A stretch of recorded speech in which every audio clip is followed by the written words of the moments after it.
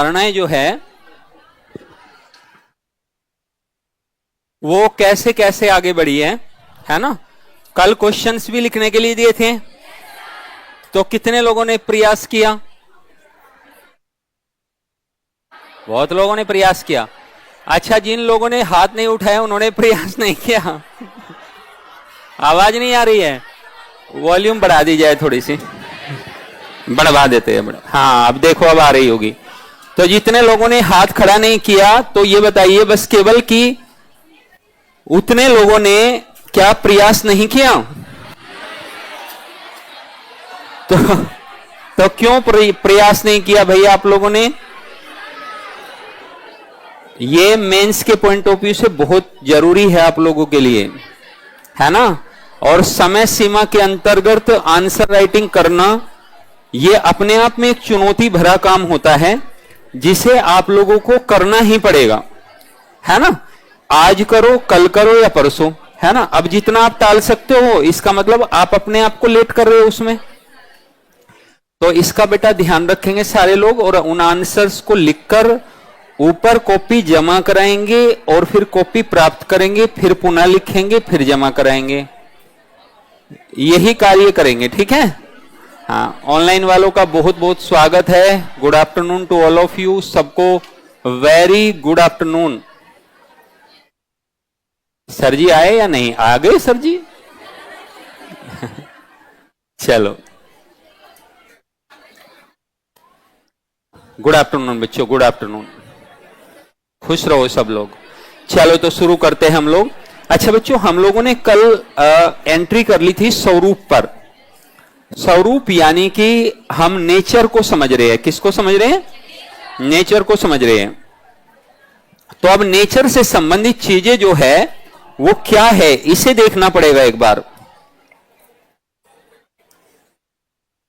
कि भाई नेचर कैसा है, विद्रोह का स्वरूप कैसा है, स्वरूप कैसा है, नेचर कैसा है, ठीक है।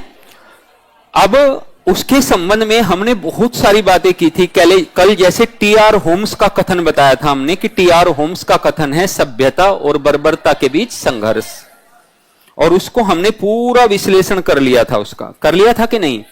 और देखा था कि सभ्यता और बर्बरता के बीच संघर्ष का से संबंधित कथन या ये टी.आर. होम्स का कथन उचित नहीं है। और उचित क्यों नहीं है उसके लिए हमने समुचित तर्क भी दिए थे कि नहीं? हमने बताया था कि यदि क्रूरता की बात करें तो भारतीयों की अपेक्षा ब्रिटिश बहुत ज्यादा क्रूर थे। लोकतांत्रिक मूल्यों की बात सैद्धांतिक रूप से तो की, लेकिन व्यवहारिक रूप से उन्होंने लोकतांत्रिक सिद्धांतों की बात कभी की ही नहीं, कभी नहीं की उन्होंने लोकतांत्रिक मूल्यों की बात।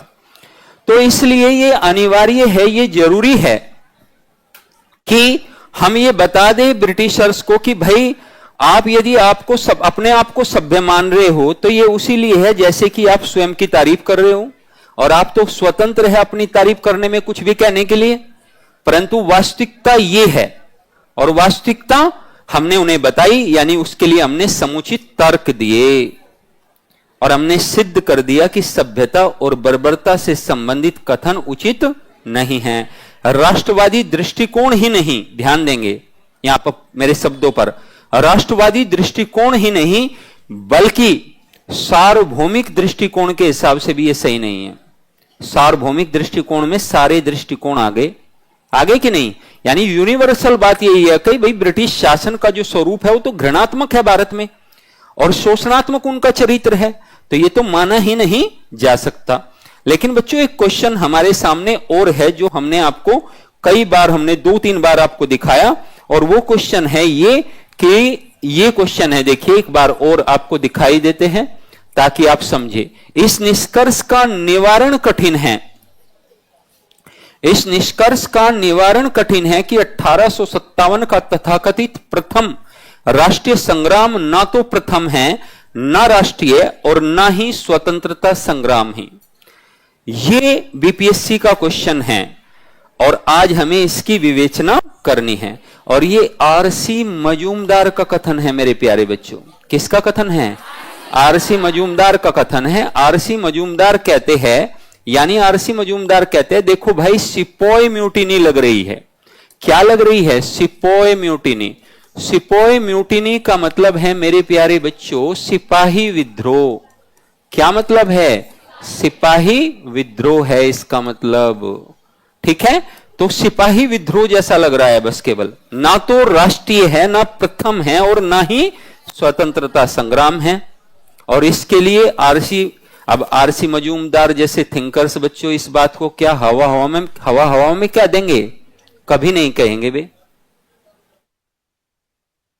इस बात को, वे हवा में नहीं कहेंगे। इसके लिए उनके पास तर्क होंगे, तो वे तर्क देते हैं कि प्रथम तो इसलिए नहीं है, अब ध्यान से सुनो, कि प्रथम तो इसलिए नहीं है क्योंकि इससे पहले भी प्रतिक्रिया ब्रिटिश शासन के खिलाफ होती रही है। पहली बात तो वे कहते हैं। और राष्ट्रीय इसलिए नहीं है क्योंकि ना तो सभी वर्गों की विशेष भागीदारी नहीं रही, और ना ही समस्त भारत के भागों पर यह विद्रोह उदित हुआ, ना समस्त वर्गों की भागीदारी रही, और ना ही राष्ट्रवाद की भावना से ओतप्रोत था, यानी राष्ट्रवाद की भावना भी लोगों में नहीं थी। इसमें ये सारी बातें नहीं थी। तो और स्वतंत्रता संग्राम तो है ही नहीं, क्योंकि स्वतंत्रता संग्राम का मतलब है कि सब स्वतंत्रता चाहते हो, जबकि सबके अलग अलग हित थे। सब निजी स्वतंत्रता की बात कर रहे थे, ना कि राष्ट्रीय स्वतंत्रता की बात कर रहे थे। बात समझ पाए कि नहीं समझ पाए? इसको हमेशा ध्यान रखेंगे। ठीक है, तो ये निष्कर्ष का निवारण कठिन है। ये क्वेश्चन पूछा गया कि ना तो बस सीधा शुरू करेंगे, उपरोक्त कथन आरसी मजूमदार का है। किसका है? आरसी मजूमदार का है, जो परंपरागत दृष्टिकोण पर आधारित है। ये क्या है? परंपरागत दृष्टिकोण। दो दृष्टिकोण है मेरे प्यारे बच्चों, जिसमें से एक दृष्टिकोण है परंपरागत। परंपरागत दृष्टिकोण का मतलब है कि इतिहासकारों में मतभेद है कि विद्रोह कैसा है।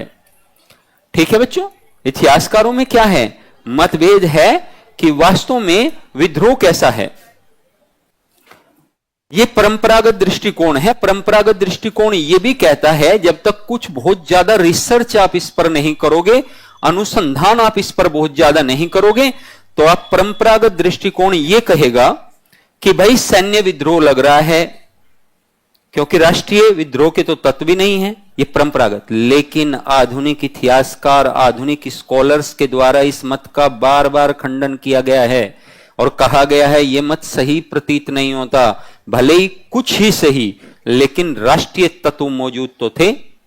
भले ही कुछ ही सही, लेकिन ज्यादातर क्षेत्रों में प्रसारित तो हुआ, और कुछ ही सही राष्ट्रीय भावना से उत्प्रोत भी दिखता है। और कुछ भी कहो, एकता भी चाहे भले ही कम स्तर पर क्यों ना हो, एकता भी दिखाई देती है। ये कहते हैं, ये आधुनिक दृष्टिकोण है, ये मॉडर्न थिंकर्स का दृष्टिकोण है, ये मॉडर्न स्कॉलर्स का दृष्टिकोण है। परंपरागत दृष्टिकोण तो सिपोय म्यूटिनी मानकर बैठ जाएगा। सिपोय म्यूटिनी मतलब सिपाही विद्रोह। अभी ना तो फिर यदि हम पूछे आरसी मजूमदार जी से कि आरसी मजूमदार जी आपने तो कह दिया ना तो प्रथम, ना राष्ट्रीय और ना स्वतंत्रता संग्राम, आपने तो कह दिया। तो जब आपने कह दिया तो फिर है क्या? तो वो कहेंगे सिपाही विद्रोह। क्या है? सिपाही विद्रोह, या फिर कुछ वर्गों की ब्रिटिश शासन के खिलाफ प्रतिक्रिया। कुछ वर्गों की प्रतिक्रिया है, जो वर्ग असंतुष्ट हो गए, बस उनकी प्रतिक्रिया मात्र है। इनमें राष्ट्रीयता के तत्व नहीं है। अरे बात समझ पा रहे हो कि नहीं? अब कई तर्क आरसी मजूमदार लिखेंगे, इसके बारे में देंगे। जैसे बच्चों भारतीय नेताओं के उद्देश्य समान नहीं, वो बताते हैं कि भारतीय नेताओं के उद्देश्य इसमें समान नहीं थे। उद्देश्य क्या होना चाहिए? राष्ट्रीयता के लिए समान होने चाहिए। भाई राष्ट्रीयता के यदि मुख्य तत्व पकड़ने होंगे आपको, तो 2-3 पकड़ोगे। एक जैसी विचारधारा हो, राष्ट्रवाद की भावना हो, भारत के बड़े भाग पर लागू किया गया हो वो नीतियां, मानोगे या नहीं मानोगे? तो ये होने जरूरी है। ठीक है, तो लिखे बच्चों, हेडिंग लगाइए। ना तो प्रथम, ना राष्ट्रीय।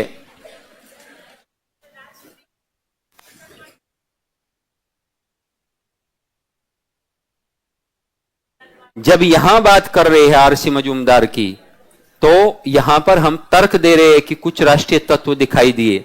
जब अभी राष्ट्रीय तत्व आएगा कि राष्ट्रीय विद्रोह था, तो उसका भी तो खंडन करेंगे, उसकी भी आलोचना करेंगे। समझ गए? हाँ, तो हम तो कहते हैं लास्ट में निष्कर्ष लिखेंगे, लास्ट में निष्कर्ष लिखेंगे। लिखो, ना तो प्रथम ना राष्ट्रीय और ना ही स्वतंत्रता संग्राम।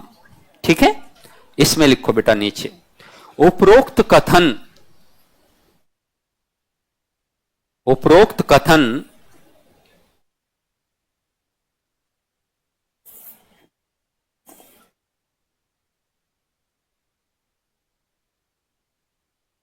कथन आरसी मजूमदार का है। उपरोक्त कथन आरसी मजूमदार का है, जो परंपरागत दृष्टिकोण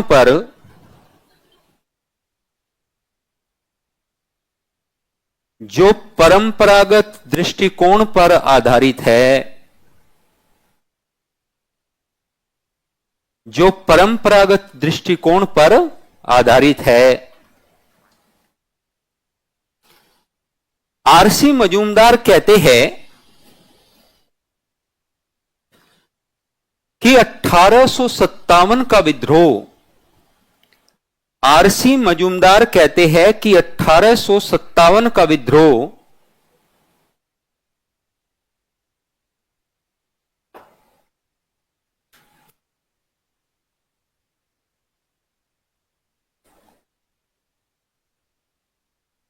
प्रथम राष्ट्रीय या स्वतंत्र संग्राम नहीं हो सकता।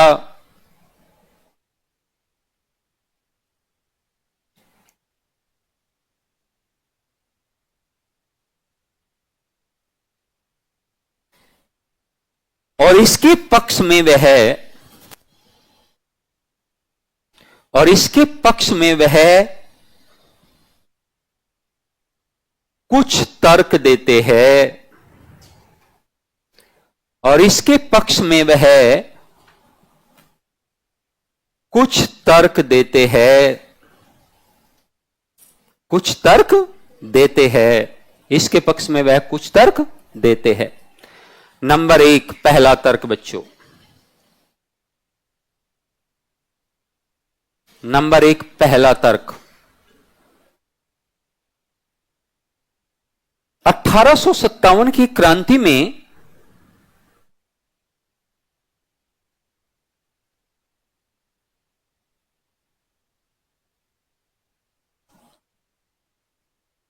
भारतीय नेताओं के उद्देश्य समान नहीं थे।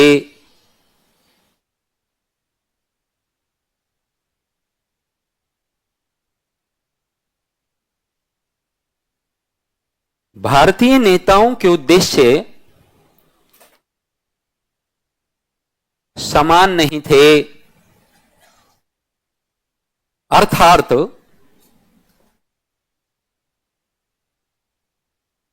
सभी नेताओं के उद्देश्य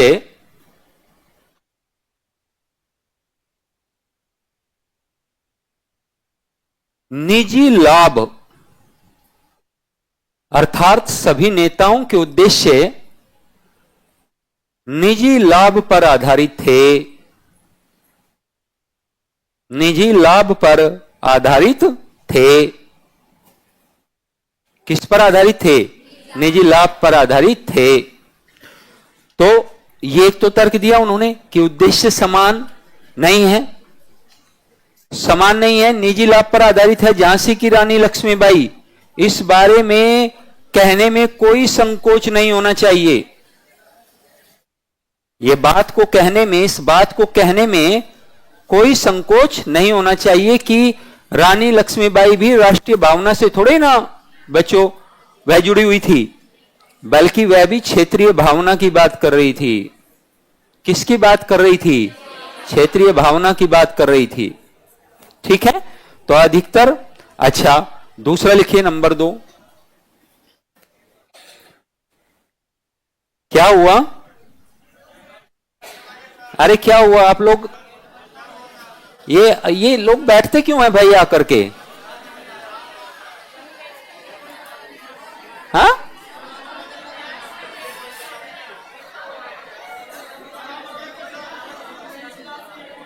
1857 की क्रांति में,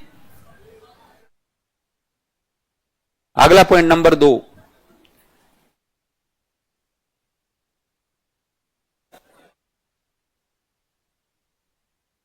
भारत के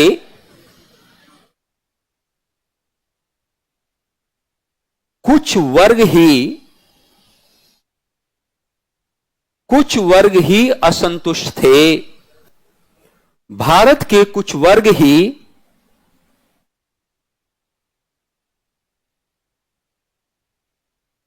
भारत के कुछ वर्ग ही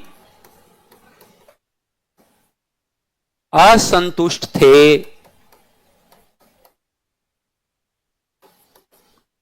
असंतुष्ट थे। जैसे श्रमिक किसान, जैसे श्रमिक किसान,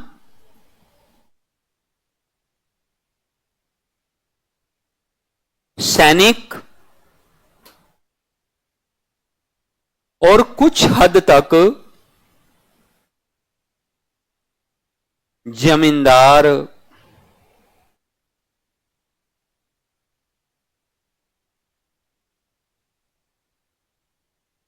अर्थात क्रांति में सभी वर्गों की भागीदारी, अर्थात क्रांति में सभी वर्गों की भागीदारी दिखाई नहीं देती। क्रांति में सभी वर्गों की भागीदारी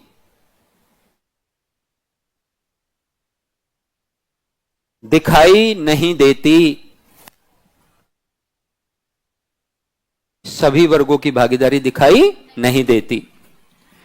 अब बच्चों यहां पर आपको थोड़ा सा समझना पड़ेगा कि सभी वर्गों की भागीदारी नहीं है, लेकिन आरसी मजूमदार इस तर्क को कहते हुए बात को अपनी आगे बढ़ाते हैं और वे इसे सिद्ध करने का प्रयास करते हैं। जब थिंकर सोचता है तो ऐसे ही सोचता है बच्चों। अब वे कहते हैं देखो, शासक, भारतीय शासक वर्ग, दक्षिण भारत का वर्ग और शिक्षित वर्ग इस क्रांति में भाग ही नहीं लेता। और आरसी मजूमदार कहते हैं कि शिक्षित वर्ग के भाग लिए बिना कोई भी क्रांति सफल नहीं हो पाती। अतः क्रांति सफल नहीं हुई और उसका राष्ट्रीय स्वरूप भी कभी भी आ नहीं पाया। कभी भी हम उसका राष्ट्रीय स्वरूप देख नहीं पाए। समझ पा रहे हो बच्चों मैं क्या कह रहा हूं? लिखिए, आरसी मजूमदार या मजूमदार अपने तर्क को बढ़ाते हुए कहते हैं कि, इसी में अगला पॉइंट, इसी में मजूमदार अपने तर्क को आगे बढ़ाते हुए कहते हैं कि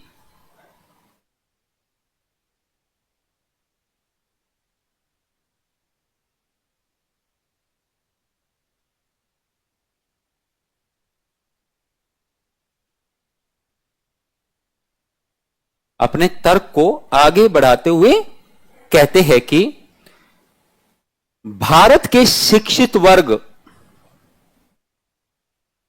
कौमा उच्च वर्ग, शिक्षित वर्ग, उच्च वर्ग, उच्च वर्ग के ब्रैकेट में शासक वर्ग और दक्षिण भारत के लोगों ने इस क्रांति में भाग ही नहीं लिया।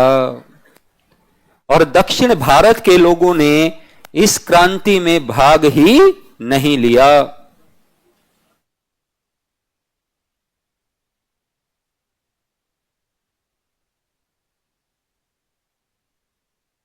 अतः इसका राष्ट्रीय स्वरूप दृष्टिगोचर ही नहीं होता।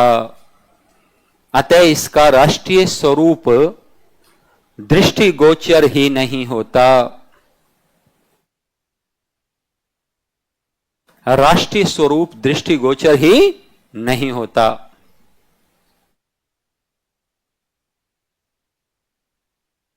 होता ही नहीं बच्चों। दृष्टिगोचर का मतलब दिखाई नहीं देता, अच्छे शब्द का प्रयोग कर दिया, बस थोड़ा सा घबराना नहीं है, ठीक है, घबराना नहीं हो, ऐसे शब्दों का प्रयोग कर लेंगे बच्चों, है ना, तो थोड़ा सा अच्छा लगेगा एग्जामिनर को पढ़ते हुए, उसकी आत्मा को शांति का अनुभव होगा, तो ऐसे शब्द लिख लेंगे। अच्छा, तो ये भी एक कारण हुआ, है ना।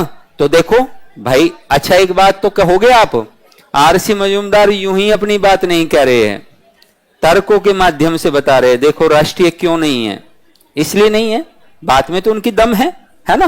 अब आपको इतने ही सशक्त पक्ष रखने पड़ेंगे इसके विरोध में, है ना। लिखो अगला पॉइंट का परिणाम। अच्छा बच्चों, इन वर्गों ने भाग नहीं लिया, अब ये तो हमने भी देखा था, लेकिन अब हम यहां अपने तुणीर से एक बाण निकालेंगे। हमारे पास भी तो है ना एक ब्रह्मास्त्र, हम निकालेंगे सामाजिक सहभागिता, निकालेंगे कि नहीं।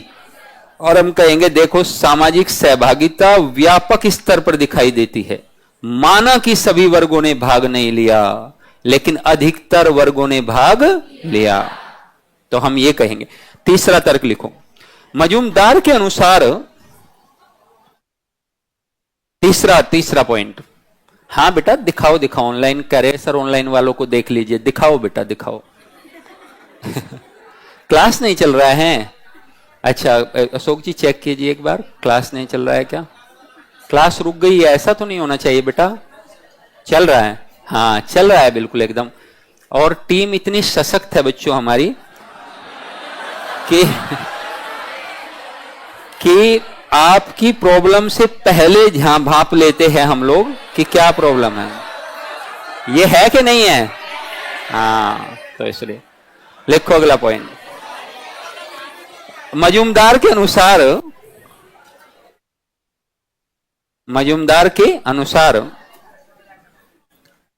यह राष्ट्रीय विद्रोह न होकर सैनिक असंतोष, यह राष्ट्रीय विद्रोह न होकर सैनिक असंतोष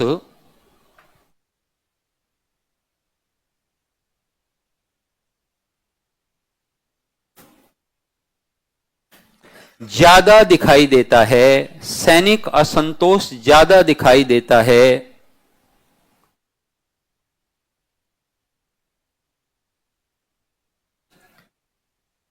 सैन्य असंतोष ज्यादा है इसमें, है ना। तो इसलिए वो कह रहे हैं, लिखे इस विद्रोह में, नंबर 4, 5 है, 5 लिखो, इस विद्रोह में 4 है ना, हाँ, इस विद्रोह में, अरे कोई बात नहीं भाई, जो भी है, इस विद्रोह में राष्ट्रवादी भावना का, इस विद्रोह के नेताओं में, ऐसे लिखो, इस विद्रोह के नेताओं में राष्ट्रवादी भावना का अभाव देखा जा सकता है,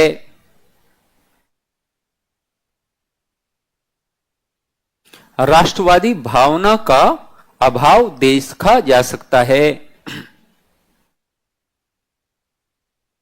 क्योंकि इसके नेताओं में एकता और समन्वय,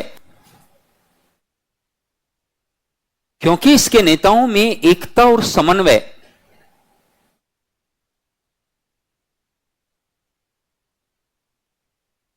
एकता और समन्वय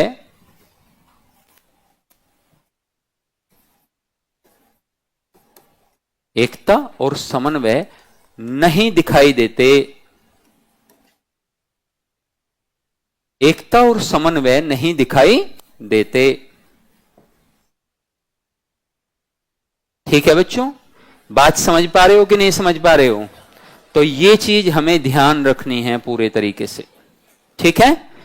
अच्छा, अब ये ना तो प्रथम, ना राष्ट्रीय और ना ही स्वतंत्रता संग्राम, आरसी मजूमदार ने तो अपने पक्ष दिए। अब देखो, लिखो अगला पैराग्राफ चेंज करके, परंतु कुछ राष्ट्रवादी इतिहासकारों का मानना है कि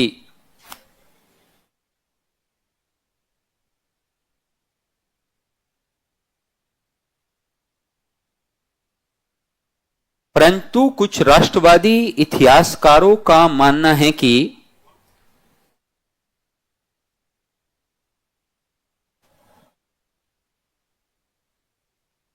विद्रोह का स्वरूप कुछ संदर्भों में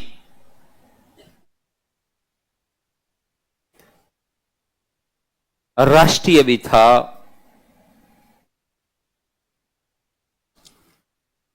इस श्रेणी में ब्रिटिश विचारक बेंजामिन डिजरायली, ब्रिटिश विचारक, इस श्रेणी में ब्रिटिश विचारक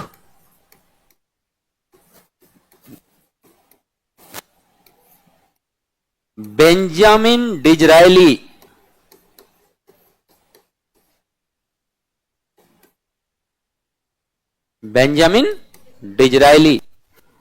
और वीडी सावरकर,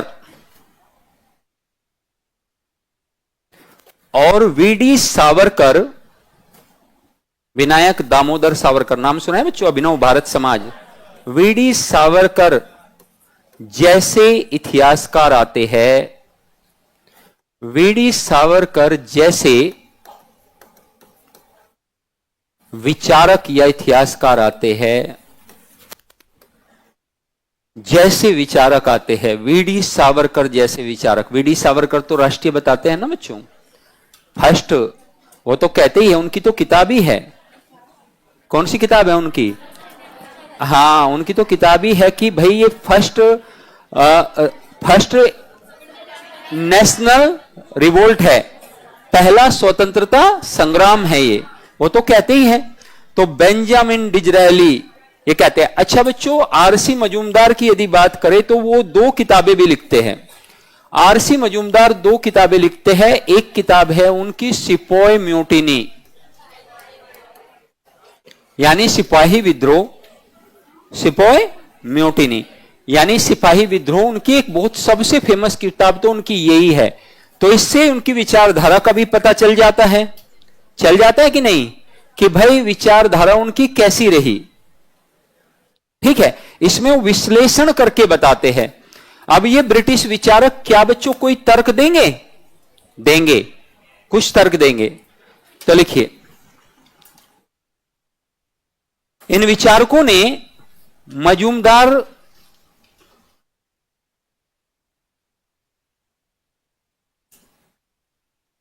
के कथन के विरोध में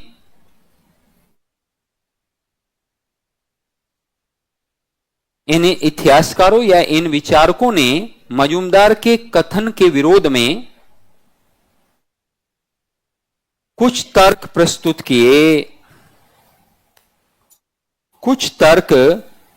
किए।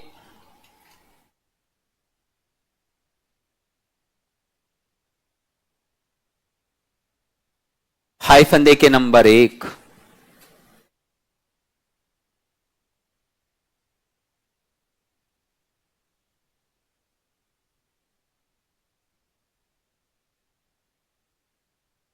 हाँ बिल्कुल होगा, वामपंथी और दक्षिणापंथी समझाएंगे तुम्हें, बैठो। तो वही तो है, सारे स्वरूप को वही चलता है। कुल मिलाकर 3-4 विचारधारा है, जैसे एक साम्राज्य दोहवादी हो गई, एक वामपंथी हो गई, एक दक्षिणापंथी हो गई, एक कैम्ब्रिज विचारधारा भी है ना। कुल मिलाकर ये सारी विचारधाराएं मिलती है। तो एक बार स्वरूप समझा दे, फिर आपको विचारधारा बता देंगे, है ना, कि कैसी विचारधारा है। लेकिन बच्चों विचारधारा बीपीएससी में काम आने वाली नहीं है आपके, वो यूपीएससी से संबंधित विचारधाराएं हैं और आपके दिमाग में और लोचाई करेगी। लेकिन आप कहोगे तो हम विचारधाराएं भी बता देंगे आपको, लेकिन वो अधिकता है कंटेंट की। ठीक है, लिखो बच्चों, नंबर पहला तर्क, यह माना जा सकता है कि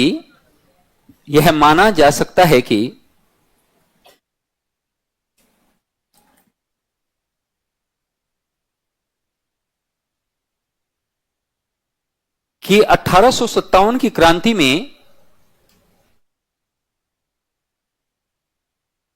सभी भारतीय वर्गों ने भाग नहीं लिया। सभी भारतीय वर्गों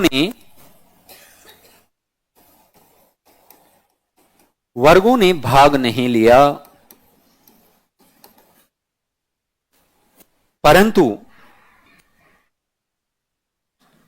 अधिकांश भारतीय वर्ग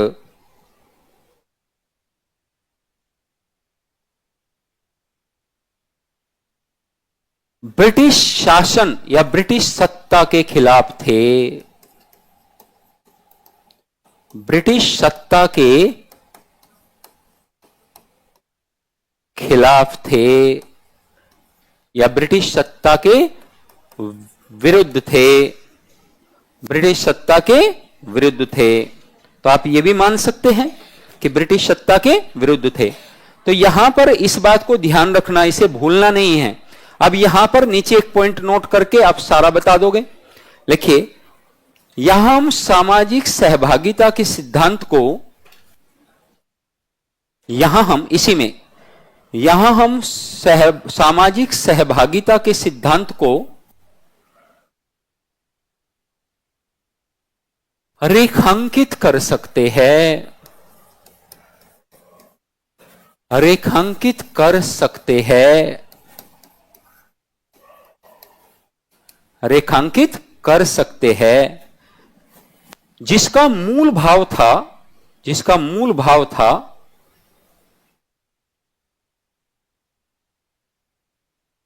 कि भारत के श्रमिक वर्ग, जिसका मूल भाव था कि भारत के श्रमिक वर्ग, किसान वर्ग,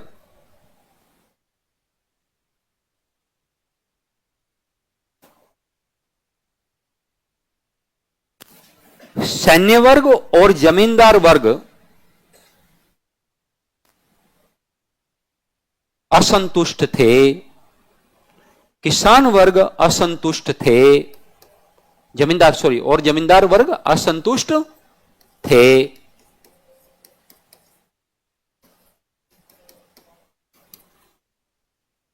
ठीक है। नंबर 2,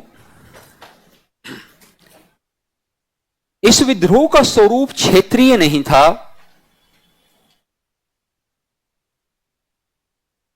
इस विद्रोह का स्वरूप क्षेत्रीय नहीं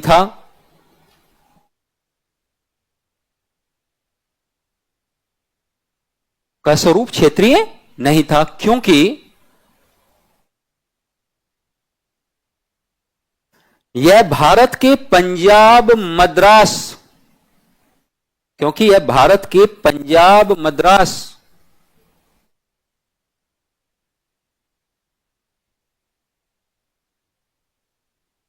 और पूर्वोत्तर भारत को छोड़कर, भारत के पंजाब, मद्रास और पूर्वोत्तर क्षेत्रों को छोड़कर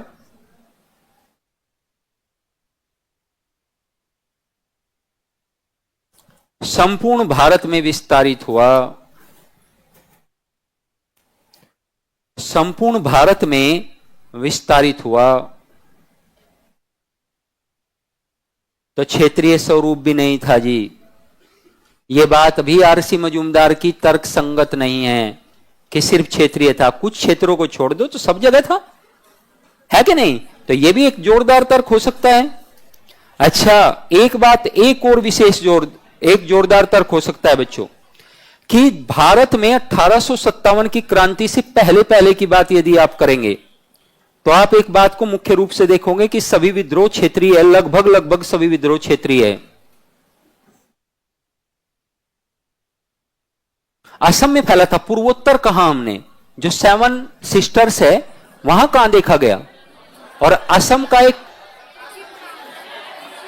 है ना, तो एक प्रांत था, लेकिन एक छोटे से भाग पर आप देख सकते हैं कि बस गुवाहाटी के आसपास के बिंदु पर आप थोड़ा बहुत देख सकते हैं। पूर्वोत्तर भारत पूरा चपेट में नहीं आया।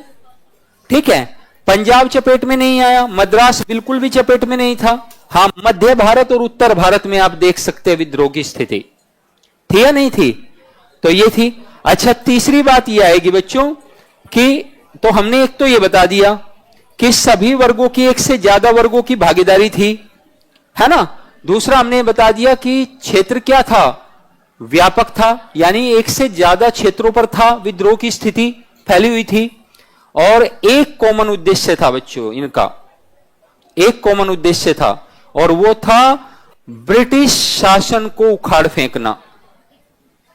और एक बात बता दे, जिन वर्गों ने भागीदारी भी नहीं की, कहीं ना कोई वो भी अंदर से चाहते थे कि ब्रिटिश की जो शोषणकारी नीतियां वो भारत से खत्म होनी चाहिए, है ना। तो भले ही कुछ लोग बोल ना पा रहे हो सामने खड़े होकर, लेकिन आंतरिक रूप से वो भी इससे सहमत थे। लिखिए, लगभग सभी भारतीय वर्ग, तीसरा, नेक्स्ट, लगभग सभी भारतीय वर्ग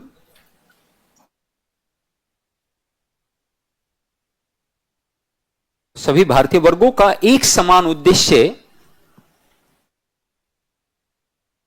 सभी भारतीय वर्गों का एक समान उद्देश्य ब्रिटिश शासन के प्रति घृणात्मक भाव, ब्रिटिश शासन के प्रति घृणात्मक भाव था।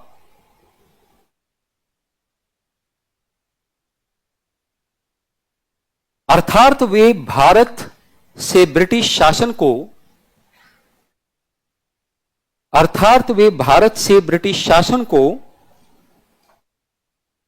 समाप्त करना चाहते थे।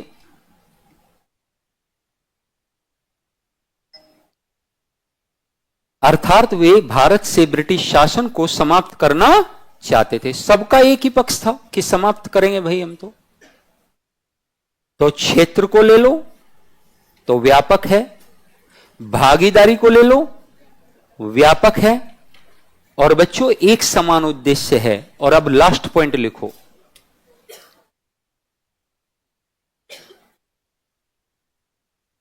कहीं कहीं भारतीय नेताओं में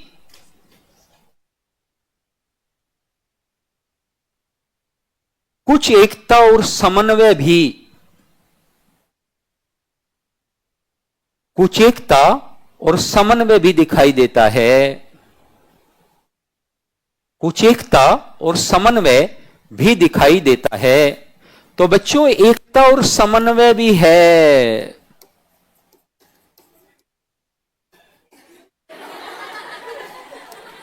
हां, तो हमने कब कहा ज्यादा है? हमने भी तो लिखवाया शुरू में कहीं कहीं। क्या लिखवाया? तुम अंडरलाइन करो कहीं कहीं को। हमने कहा सब जगह है, तो कहीं कहीं समन्वय भी दिखाई देता है। अब तुम पूछोगे उदाहरण दो सर, तो उदाहरण है कदम सिंह के बीच और बख्त खान के बीच गहरा समन्वय है। ताता टोपे नाना साहब झांसी की रानी लक्ष्मीबाई में समन्वय दिखाई देता है, दिखाई देता है कि नहीं बच्चों? और कुंवर सिंह और मौलवी अहमदुल्ला जो थे उनमें दिखाई देता है। अरे है या नहीं है? तो लिखना चाहोगे इसे? लिखो, जैसे जैसे कदम सिंह, जैसे कदम सिंह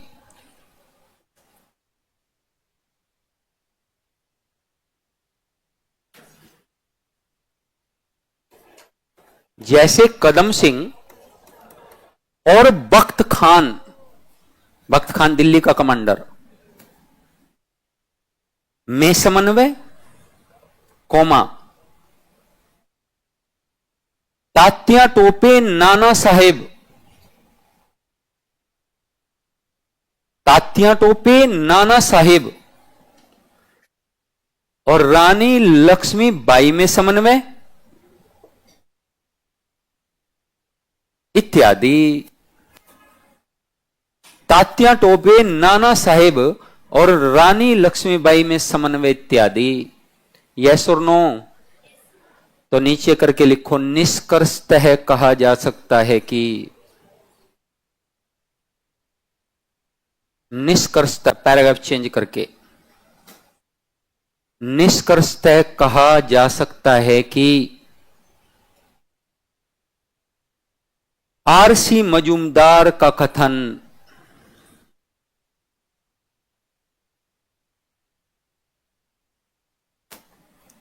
पूर्णतः उचित नहीं है।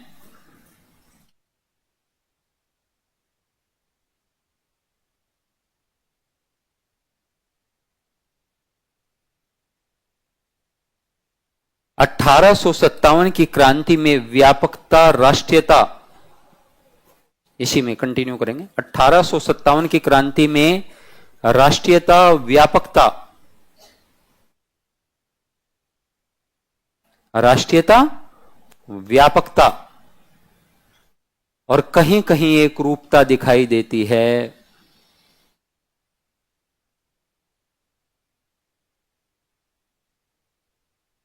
कहीं कहीं एक रूपता दिखाई दे सकती है। हां यह भी सत्य है कि, लिखो आगे, हां यह भी सत्य है कि, आगे लिखो इसी में बेटा, इसी में, हां यह भी एक रूपता दिखाई देती है। हां यह भी सत्य है कि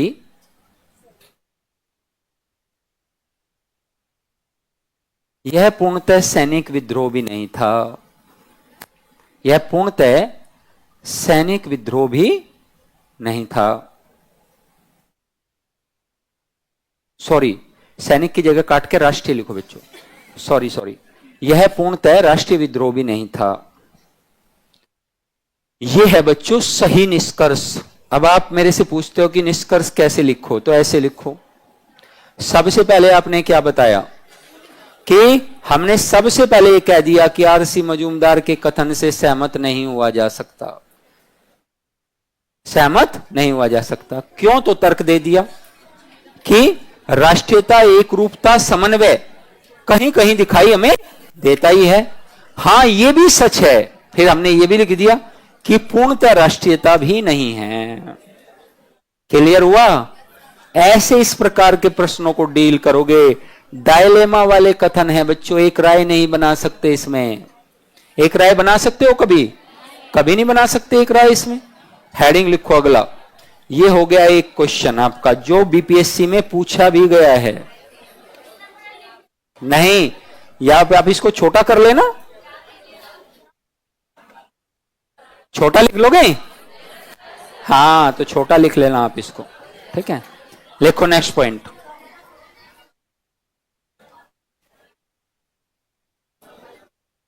लिखो राष्ट्रीय आंदोलन। 1857 की क्रांति एक राष्ट्रीय विद्रोह था। अकेला अब इस बात पर विचार करेंगे। यह कौन कहता है? बेंजामिन डिज़रायली, इंग्लैंड वाले, वीडी सावरकर और अशोक मेहता इसके समर्थक है बच्चों। तो लिखो राष्ट्रीय आंदोलन। राष्ट्रीय आंदोलन, ठीक है बेटा। अब राष्ट्रीय आंदोलन था कि नहीं था इस पर बात करेंगे, है ना। तो इसमें आप चिंता मत करो, हम ज्यादा कुछ नहीं, इसमें ज्यादातर आपको लिखना है, ठीक है।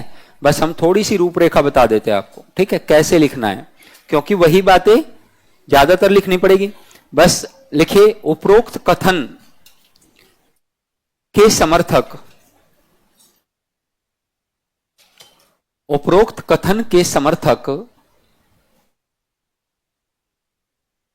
इंग्लैंड के विचारक Benjamin Disraeli,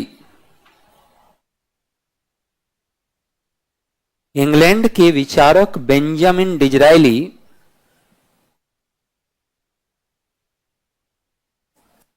VD Savarkar, VD Savarkar और अशोक मेहता थे। वीडी सावरकर और अशोक मेहता थे।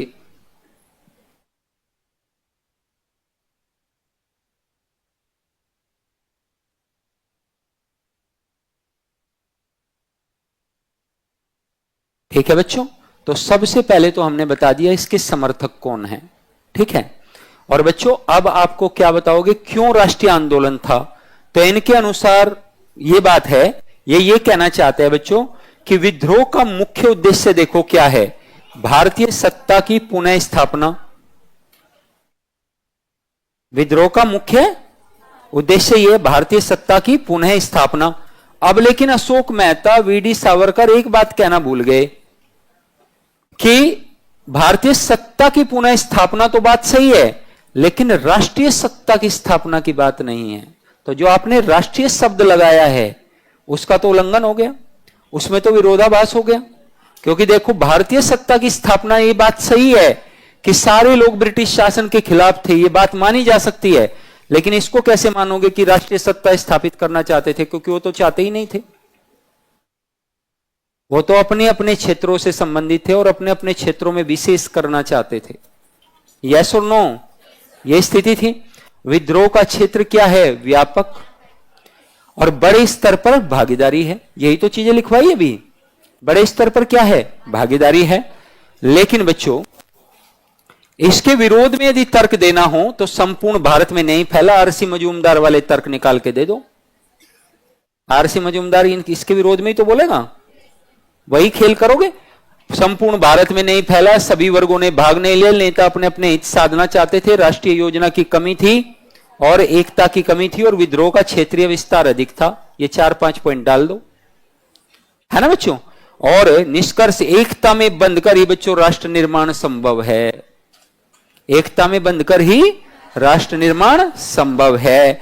जो प्रतीत नहीं होता, जो विद्रोह में प्रतीत नहीं होता, राष्ट्रवाद की भावना ने, लेकिन बच्चों इस विद्रोह ने, फिर निष्कर्ष में देखो एक पॉजिटिव पॉइंट क्या डालोगे, परंतु यह भी सत्य है कि इस विद्रोह ने राष्ट्रवाद की भावना में प्रेरक का काम किया।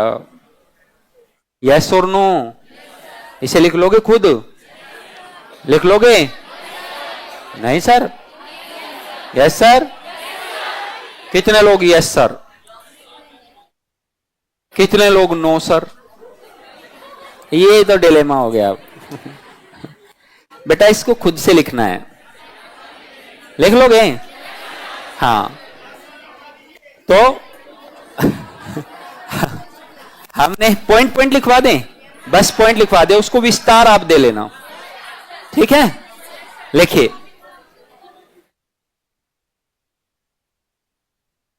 अंतर है बेटा बहुत।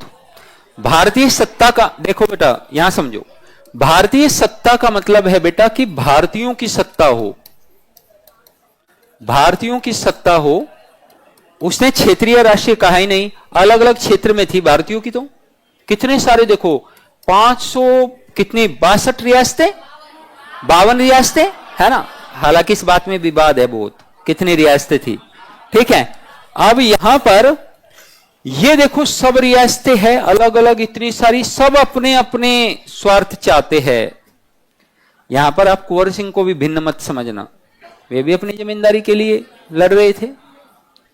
अरे भाई, ये सब करे क्या? उस समय राष्ट्रवाद की भावना थी ही नहीं, जब ये लोग करे क्या? तो ये सही बात है। तो भारतीयों का मतलब तो यह है बच्चों कि भारतीयों की सत्ता हो, ब्रिटिश शासन भारत से जाए किसी भी कीमत पर। और राष्ट्रीय सत्ता का मतलब क्या है मेरे प्यारे बच्चों? राष्ट्रीय सत्ता का मतलब क्या है? राष्ट्रीय सत्ता का मतलब है एक व्यक्ति के हाथ में राष्ट्रीय रूप से सत्ता हो, केंद्रित सत्ता हो, इसका मतलब राष्ट्रीय सत्ता है। यह अंतर है ना। यहां क्षेत्रीयता ज्यादा है बेटा, ठीक है। तो ये भारतीय सत्ता में, तो भारतीय सत्ता की तो बात हो रही थी, राष्ट्रीय सत्ता की कहां बात हो रही थी? ना इसके लिए कोई लड़ रहा था। हां, भले उन्होंने बहादुर शाह जफर को राष्ट्रीय नेता घोषित कर दिया हो, इस विद्रोह का नेता घोषित कर दिया और अपना बादशाह स्वीकार किया हो, लेकिन बहादुर शाह जफर या मुगलों के प्रति यदि ये लोग इतने ही वफादार होते तो 1757 के बाद औरंगजेब में 1707 में औरंगजेब की मृत्यु के बाद इतने बड़े पैमाने पर स्वतंत्र राज्यों का उदय नहीं हुआ होता? अरे यस और नो? उदय होता कभी? कभी नहीं होता। तो थे ही नहीं ये लोग। यदि मौका मिल जाए तो फिर तोड़ देंगे। यदि मौका मिल जाए, जैसे ही यदि विद्रोह सफल हो जाता तो बहादुर शाह कौन है कोई नहीं जानता। अब देखा नहीं था उस समय जाट लाल किला का दरवाजा ही उखाड़ कर ले गए, ऐसे शासक मानते थे भाई। ऐसा मानते हो कि नहीं? मराठे 1737 में बाजीराव प्रथम चढ़ गए जाकर दिल्ली पर। क्यों आए हो भाई साहब? आपके हमारे बीच में तो संधि है, बताने आए हैं तुम्हें कि अब तुम सबसे शक्तिशाली नहीं हम हैं, इसलिए लाल किले तक सीमित रहो, है कि नहीं? तो ये स्थितियां हैं। तो इतनी वफादारी कुछ नहीं थी, बस राष्ट्रीय नेता घोषित कर दिया था क्योंकि सम्मान व्यक्त किया था उनके प्रति। आखिरकार फिर भी वे प्रतिनिधि है, इतने लंबे समय तक उनका केंद्रीय शासन रहा है, बाकी कोई राष्ट्रीयता थोड़े ना थी है। समझ पा रहे हो कि नहीं? तो ये स्थिति कहेंगे। तो इसमें 2-3 पॉइंट लिख लो। उल्लेखनीय है कि ये सभी विचारक, नीचे करके लिखो, उल्लेखनीय है कि ये सभी विचारक, उल्लेखनीय है कि ये सभी विचारक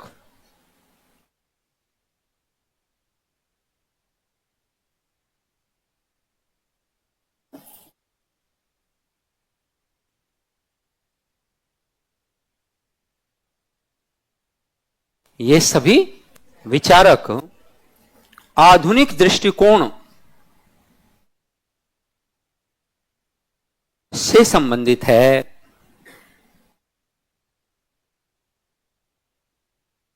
और कुछ तर्कों के आधार पर, और कुछ तर्कों के आधार पर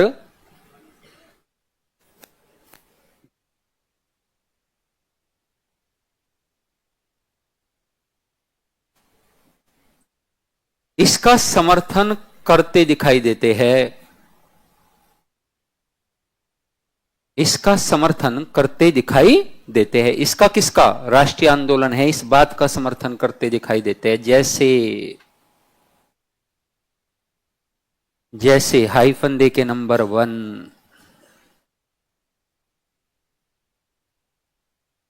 विद्रोह का प्रमुख उद्देश्य,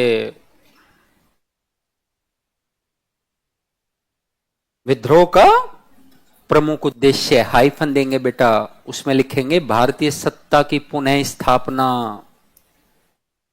भारतीय सत्ता की पुनः स्थापना।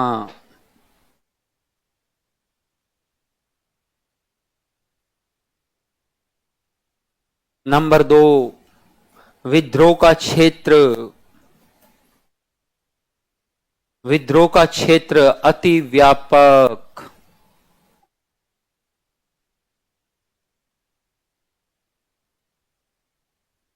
नंबर 3,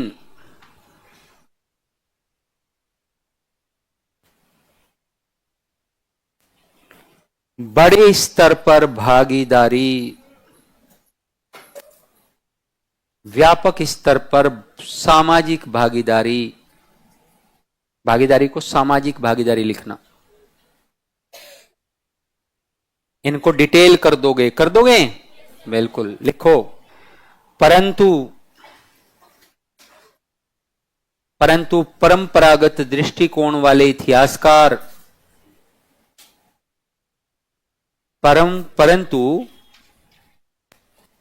परंपरागत दृष्टिकोण वाले इतिहासकार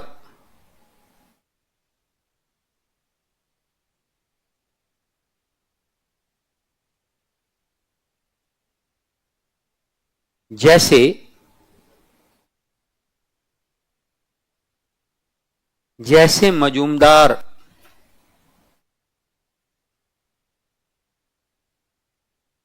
होम्स, टी.आर. होम्स आदि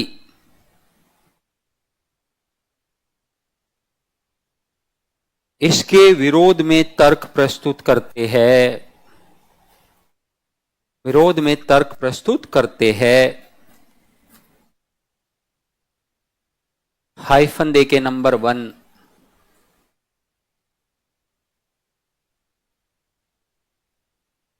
यह विद्रोह संपूर्ण भारत में नहीं फैला,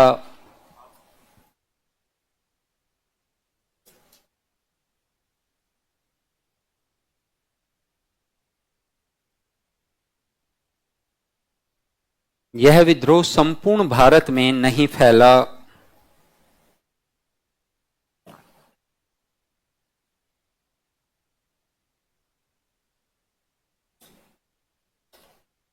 संपूर्ण भारत में नहीं फैला। नंबर 2, सभी वर्गों ने इसमें भाग नहीं लिया, सभी वर्गों ने इसमें भाग नहीं लिया।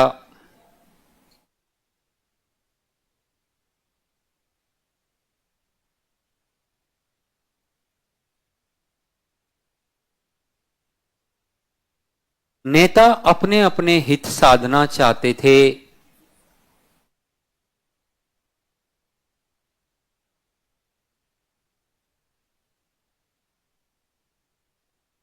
नेता अपने अपने हित साधना चाहते थे।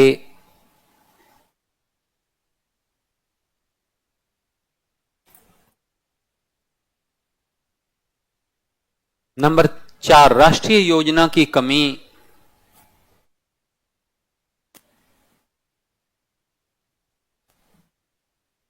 नंबर 5, एकता की कमी।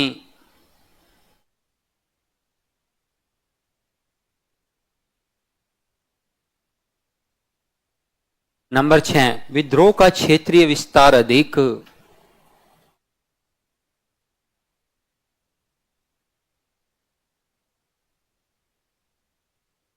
विद्रोह का क्षेत्रीय विस्तार अधिक।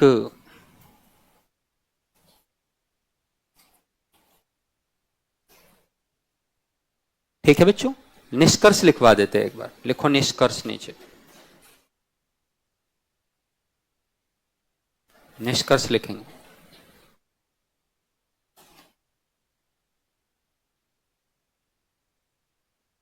सर्वविदित है कि, सर्वविदित सभी जानते हैं कि, सर्वविदित है कि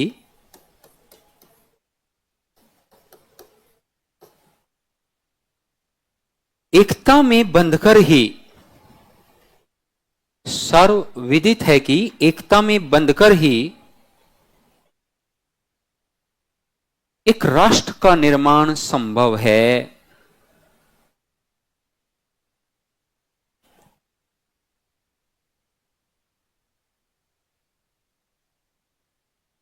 जो इस विद्रोह में दिखाई नहीं देता,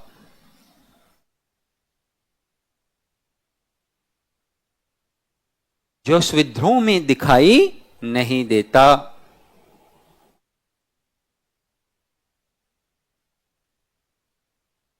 परंतु यह भी सत्य है,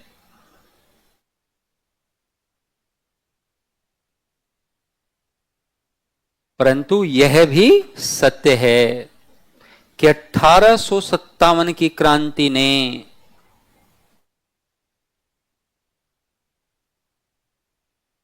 भारत में राष्ट्रवाद के उदय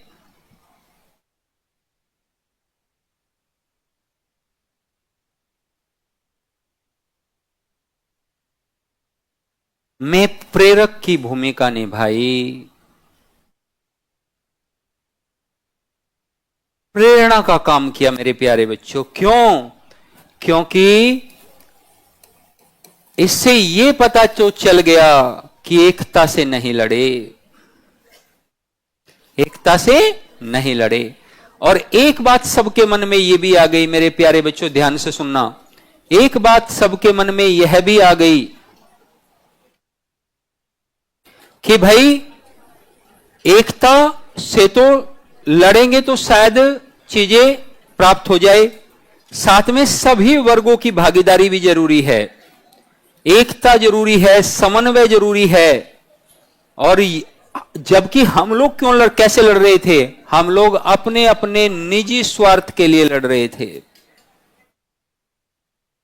तभी तो बच्चों देखना 1857 से 1885 के मध्य, 1857 से 1885 के मध्य आप देखोगे लगातार राष्ट्रवाद की भावना का विकास हो जाता है, होता है कि नहीं? और 1885 में हमें मिलती है इंडियन नेशनल कांग्रेस, एक राष्ट्रीय संगठन, भारतीय राष्ट्रीय कांग्रेस। यस और नो? अरे समझ पा रहे हो कि नहीं समझ पा रहे हो? तो इसका ध्यान रखेंगे मुख्य रूप से। तो बच्चों ये एक चीजें हैं। प्रथम स्वतंत्रता संग्राम, इसके समर्थक नेहरू, सावरकर और विपिन चंद्र पाल है। नोट करो इसे फटाक से। यह भी तर्क वही है। इसके सामने तुम्हें एक पॉइंट लिखना है, बहुत खूंखार, बहुत अच्छा, बहुत बेहतरीन, वो है इसे हम स्वयं लिखेंगे। लिखो प्रथम स्वतंत्रता संग्राम, खंड खंड करके बता रहे एक एक चीज। ठीक है बेटा? प्रथम स्वतंत्रता संग्राम। बताओ इसके समर्थक कौन हैं? नेहरू, सावरकर, विपिन चंद्र पाल। तर्क है विद्रोह का क्षेत्र व्यापक है ही। क्या कहेंगे? और ये तो हम सब बता चुके। नेताओं के बीच समन्वय है, कहीं कहीं लिखवा दिए डिटेल से, इसलिए पहले वाला डिटेल से लिखवाया तुम्हें। विभिन्न वर्गों की भागीदारी है, सामाजिक सहभागिता समझा चुके कई बार। विदेशी शासन समाप्त करने की भावना, हाँ है, समझा दिए। तो बस नोट कर लो, ये पॉइंट डाले जाने हैं। यदि ये पूछ लिया राष्ट्रीय आंदोलन था, और समर्थक की बात भी कर दोगे कि नहीं कर दोगे? चलो तो फटाक से लिख दो। बाकी बच्चों लॉरेंस है, जॉन सीले है, क्या लिखना है? हेडिंग लगाना है प्रथम स्वतंत्रता संग्राम। ये अगला कथन है, अगला मत है। जैसे हम बहुत सारे मतों पर चर्चा कर रहे हैं, प्रथम स्वतंत्रता संग्राम, उसके नीचे लिखो इसके समर्थक नेहरू, सावरकर, विपिन चंद्र पाल। विपिन चंद्र पाल कौन है बच्चों? उग्रवादी विचारधारा को पोषित करने वाले नेता लाल बाल पाल में से एक है। तर्क इसी क्या देते हैं इसके पक्ष में? तो तर्क कहते हैं देखो विद्रोह का क्षेत्र व्यापक है ना। और इसके विपक्ष में तर्क तो तुम दे दोगे, अभी दे दोगे कि नहीं? बिल्कुल, एक तो बहुत आसानी से बताया जा सकता है। ये तो हम सब लिख चुके हैं। ऑनलाइन वाले बच्चे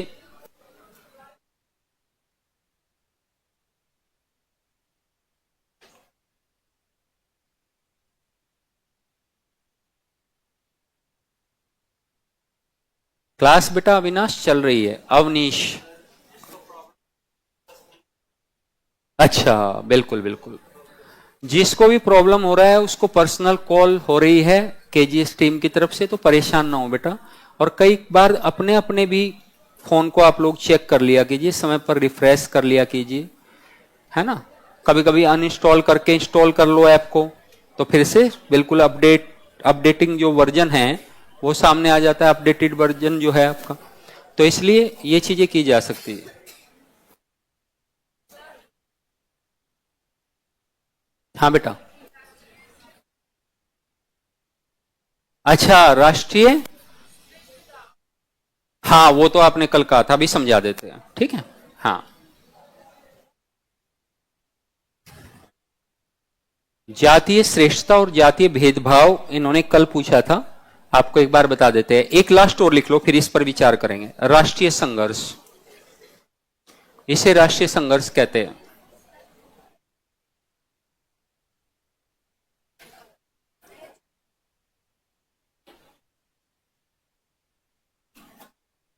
राष्ट्रीय संघर्ष, हाँ बेटा अपने आप से इसे लिख सकते हो, और पेज छोड़ने की आवश्यकता ज्यादा नहीं है। इसे खुद भी विस्तार दे लोगे, क्योंकि पहले विस्तार हम दे चुके हैं इस तरह के क्वेश्चन को। एक है बच्चों, एक कथन है राष्ट्रीय संघर्ष। इसके समर्थक कौन है बच्चों? वीडी सावरकर। इसके समर्थक कौन है? वीडी सावरकर।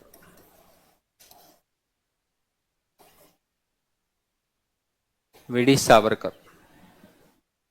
साथ में बच्चों, साथ में जेएल नेहरू भी इसको कहते हैं। राष्ट्रीय आंदोलन और राष्ट्रीय संघर्ष में भी यहां अंतर किया है इतिहासकारों ने बच्चों, है ना। हाँ, राष्ट्रीय संघर्ष है। मुख्य तत्व है बच्चों, राष्ट्र के मुख्य तत्व होते हैं एक जैसी विचारधारा हो, निश्चित संगठन हो और एकल नेतृत्व हो। एक व्यक्ति के हाथ में नेतृत्व हो तो इसका मतलब वो राष्ट्रीय है। और ये राष्ट्रीय तत्व है बच्चों तीनों। ये क्या है? राष्ट्रीय तत्व है तीनों। तीन तत्व होने चाहिए। हाँ, इसको लिखो बेटा। एक विचारधारा होनी चाहिए, यानी एक जैसी विचारधारा होनी चाहिए। दूसरा मेरे बच्चों, निश्चित संगठन होना चाहिए जो संचालित करे चीजों को, अव्यवस्था ना फैलने दे।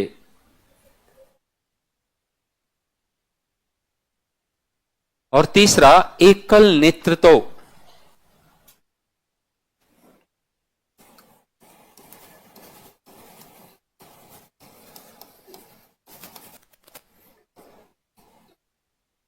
एकल नेतृत्व। तीन चीजें बच्चों राष्ट्रीय संघर्ष के लिए होनी अति अनिवार्य है मेरे बच्चों।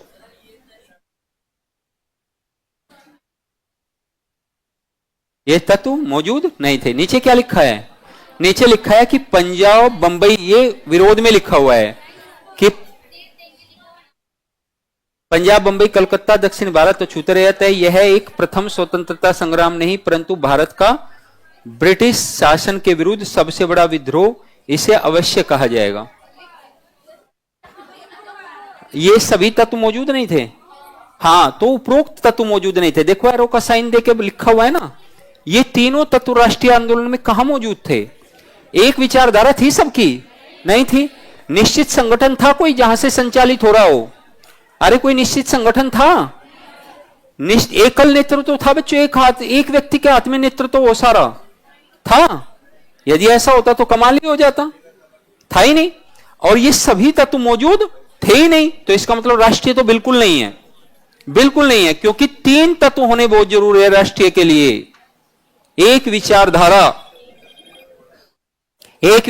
एक निश्चित संगठन और बच्चों एकल नेतृत्व, ये तीन विचारधारा होनी बेहद अनिवार्य है। पंजाब बंबई कलकत्ता दक्षिण भारत अछूते रहे। ये लिख लो नीचे, ये नीचे वाला भी लिख लो या बोल के लिखवाए। पंजाब बंबई, हाँ ठीक है, ठीक है। बस अब तुम इसे लिखो, बस हम तुरंत तुम्हें बता देते हैं कि तुम में से कुछ बच्चे सोच रहे होंगे कि इन्हें भी सविस्तार से लिखवा देते, जबकि इसकी आवश्यकता है ही नहीं बच्चों। हम तुम्हें भी तो लिखना सिखाना चाहते हैं। तुम कब लिखोगे? कब लिखोगे?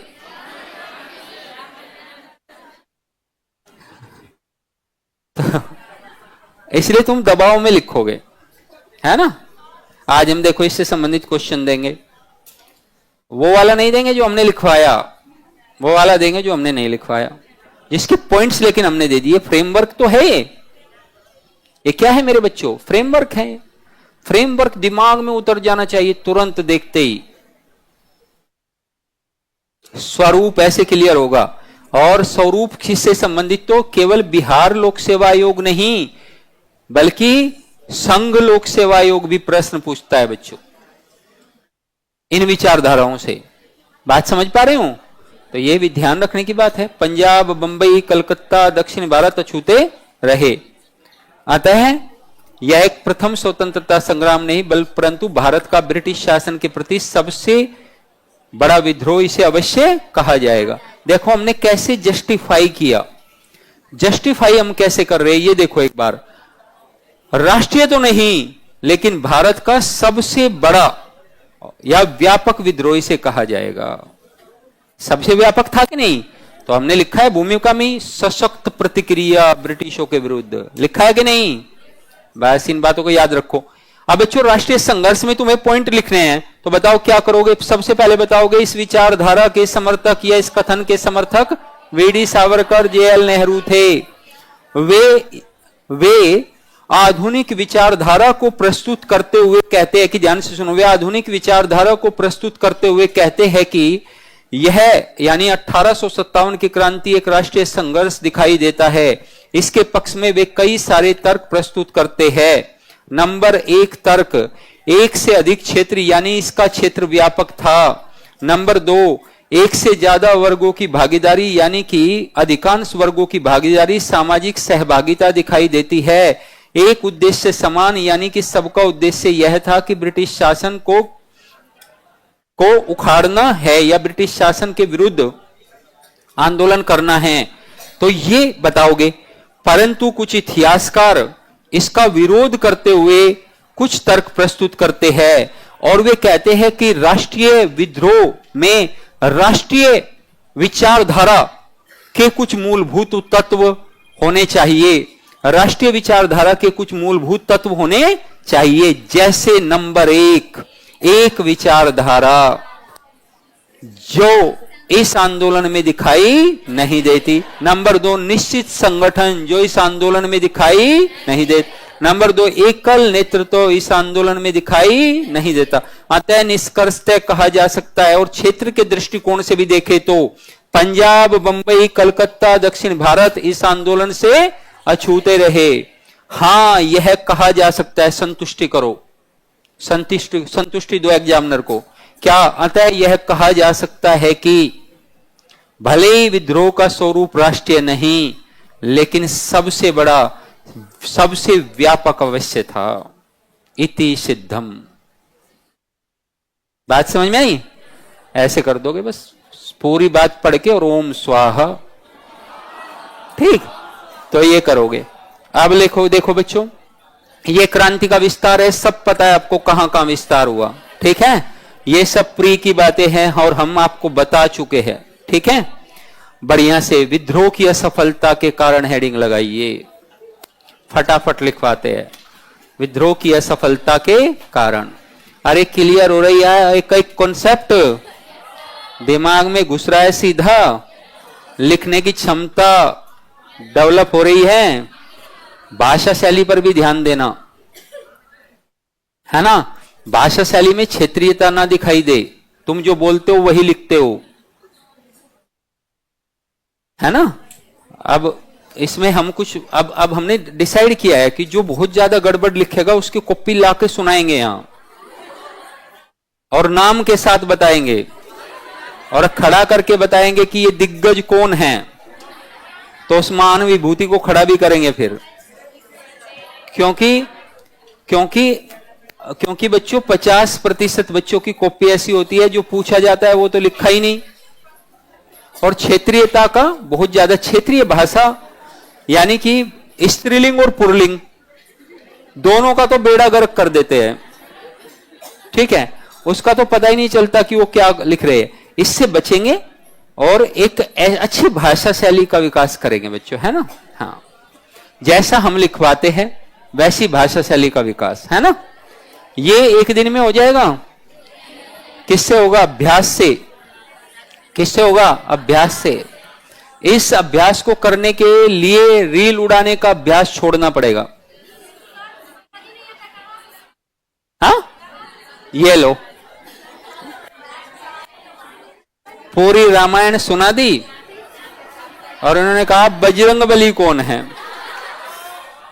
अरे बेटा चलो तुम बताओ, तुम्हें स्वेच्छा से कह दिया, तुम एक क्वेश्चन बताओ कोई भी अपने आप में, और तुम ये बताओ कि ये सर मुझे शुरू करना है, और हम अभी शुरू करके दिखाते हैं तुम्हें उसे,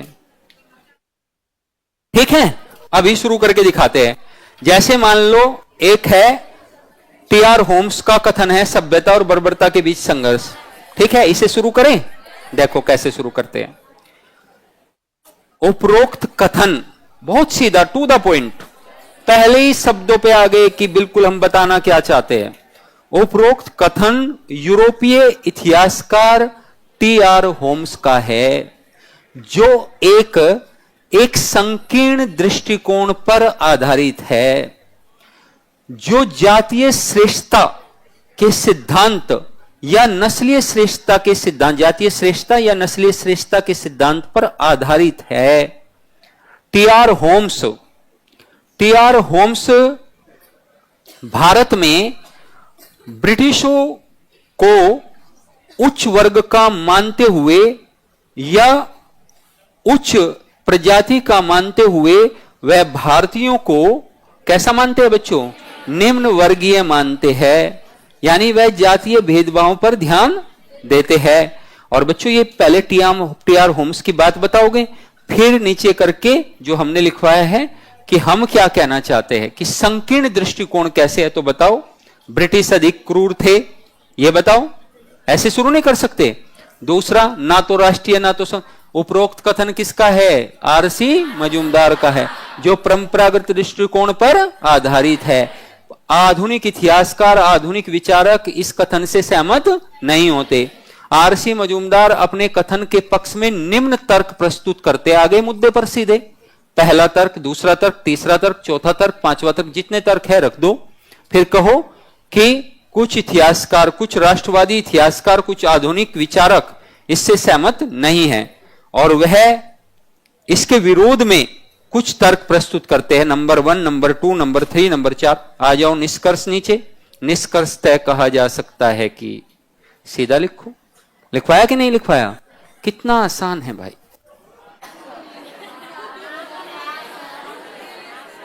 है कि नहीं? अच्छा, तुम्हारे लिए नहीं है। अभ्यास करो, अभ्यास। क्या करोगे? जितना अभ्यास करोगे उतना ही अच्छा लिखोगे। ऑनलाइन वाले भी समझ पा रहे हो? हाँ।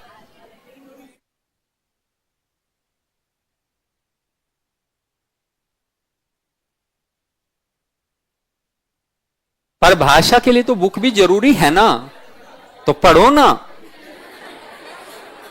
किसने रोका है? धनंजय कुशवाहा, गाजीपुर। पढ़ो बेटा, पढ़ो पढ़ो।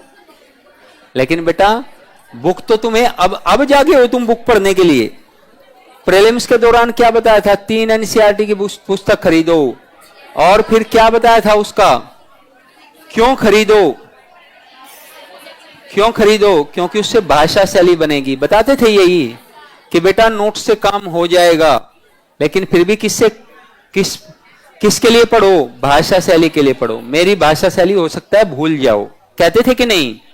याद है? तो लिखो असफलता के कारण। हाँ, विद्रोह के व्यापक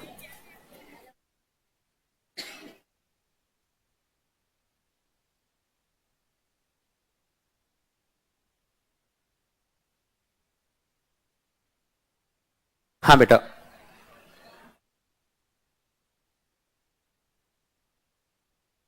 अंग्रेजों का रेस्पेक्ट करना आवश्यक है क्या आप सर?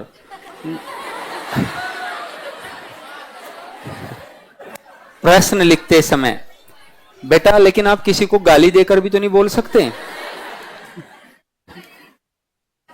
आपके जीवन की पहली शर्त है, ध्यान से सुनो आज बात को, अधिकारी बनोगे ना? अधिकारी बनोगे तो क्या सोच रहे हो? जीवन बहुत सुखमय हो जाएगा। लगातार कई बार तो आप पर अंकुश लगाए जाएंगे।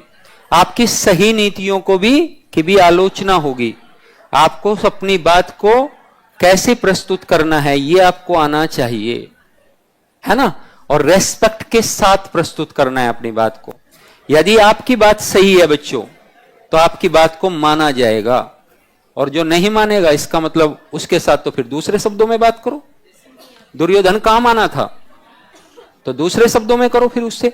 बट रेस्पेक्ट की बात यदि है तो प्राथमिक बात है बच्चों, रेस्पेक्ट देकर ही आपको अपने उच्चस्थ अधिकारी से बात करके अपनी बात को कह देना है कि सर ऐसी ऐसी बात है। और यदि विनम्रता वहां काम नहीं करती तो फिर बात अलग है ना? तो कुल मिलाकर हम ये कहना चाहते हैं बच्चों कि ब्रिटिशों के खिलाफ आप पढ़ रहे हो, उन्हें गाली देकर थोड़े ना संबोधित करेंगे हम। हाँ, तुम्हें हम कभी कभी कहते हैं लिख देते हैं तो तुम आग बबूला हो जाते हो, सर ने ऐसा क्यों नहीं लिखा, कहता है। अरे भाई ये भाषा शैली है। हाँ, प्री में भी तुम इस तरह की बचकानी बात कर देते थे कभी को नहीं। हमें भाषा शैली तो शुद्ध रखनी पड़ेगी ना अपनी। अच्छी भाषा लिखो। वो आपके व्यक्तित्व को दर्शाती है। आपकी भाषा आपके व्यक्तित्व की अभिव्यक्ति है आपकी भाषा, तो आप सम्मान नहीं छोड़ सकते। हाँ, तो ऐसे लिखो। ये है इस बात का जवाब। ठीक है, लिखे नेक्स्ट पॉइंट। नंबर 1, विद्रोह की असफलता के कारण। विद्रोह की व्यापकता, विद्रोह के व्यापक स्वरूप, विद्रोह के व्यापक स्वरूप के बावजूद भी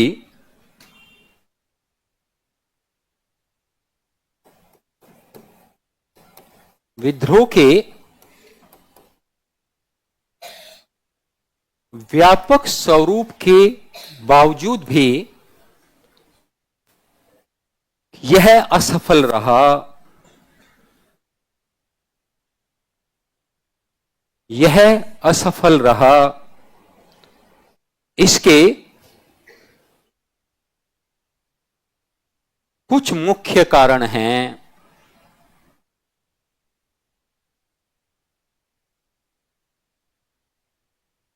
इसके कुछ मुख्य कारण हैं। हाइफन दे के नंबर 1।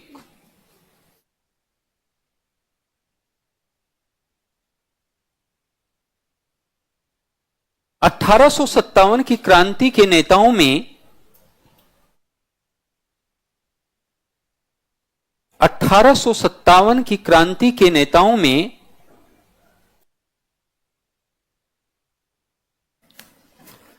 निश्चित उद्देश्यों का अभाव था।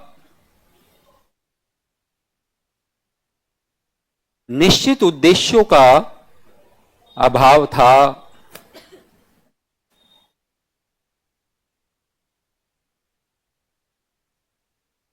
निश्चित उद्देश्यों का अभाव था, अर्थात अधिकांश नेताओं के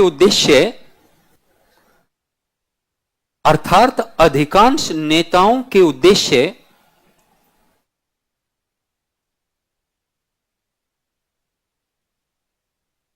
निजी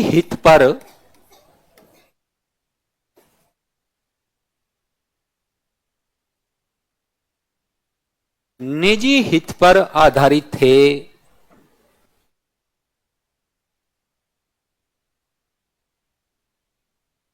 निजी हित पर आधारित थे।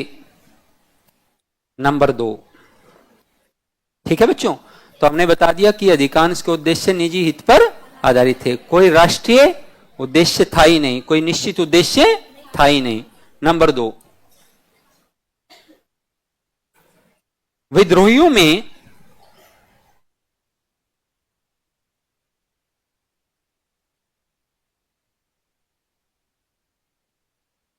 एकता एवं समन्वय, विद्रोहियों में एकता एवं समन्वय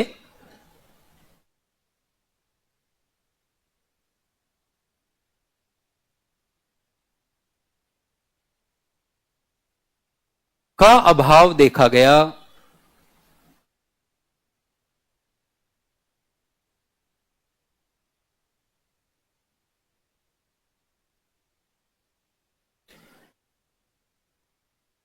सभी विद्रोही अलग अलग क्षेत्रों में, इसी में सभी विद्रोही अलग अलग क्षेत्रों में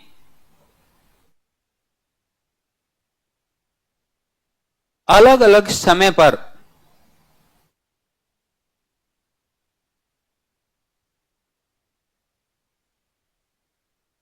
विद्रोह करते हैं।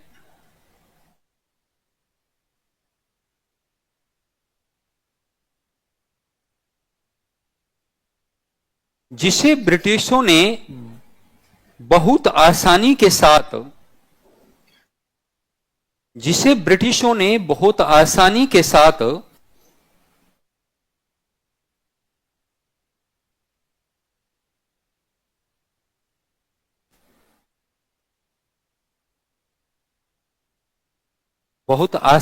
साथ दबा दिया। बहुत आसानी के साथ दबा दिया। ऐसे ही विद्रोह का ऐसे ही होगा बच्चों, एक समय पर एक साथ करो तो विद्रोह दबाने में, अब आप कर रहे हो एक जगह 4 जून में, एक जगह 12 जून में, एक जगह मई में, एक जगह जुलाई में, तो ब्रिटिशों को बड़ी आसानी से एक जगह से दूसरी जगह जाकर स्थान मिल जाएगा कि वो इसे दबा दे, है कि नहीं। तो आप में पहले तो एकता नहीं है, आपको समय ही नहीं पता कि कब करना है, तो फिर विद्रोह क्या होगा, असफल होगा। तीसरा, 1857 की क्रांति के लगभग सभी नेता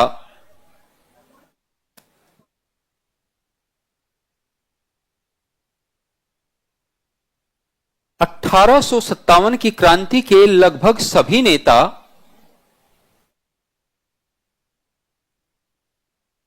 ब्रिटिश शासन के वास्तविक स्वरूप को समझने में असफल रहे। समझने में असफल रहे। समझने में असफल रहे, अर्थात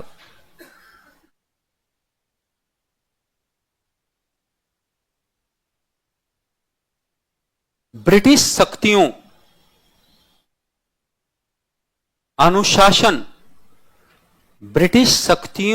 अनुशासन और सेना के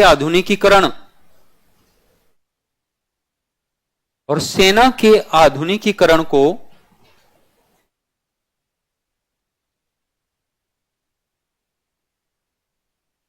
भारतीय समझ ही नहीं पाए।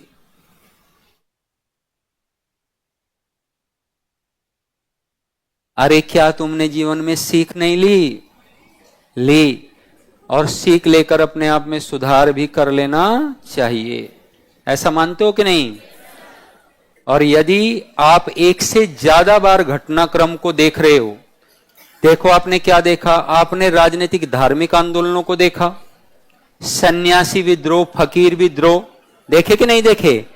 कोका विद्रोह देखा, सन्यासी देखा, फकीर देखा, पागलपंथी देखा। अरे यस और नो? और ये विद्रोह कैसे दमित कर दिए गए? एकता के भाव के कारण, प्लस ब्रिटिशों की रणनीति कितनी शानदार होती थी। और क्या तुम भूल गए तुम्हारे राज्यों को जीतने में उन्होंने साम दाम दंड भेद सब कर लिया?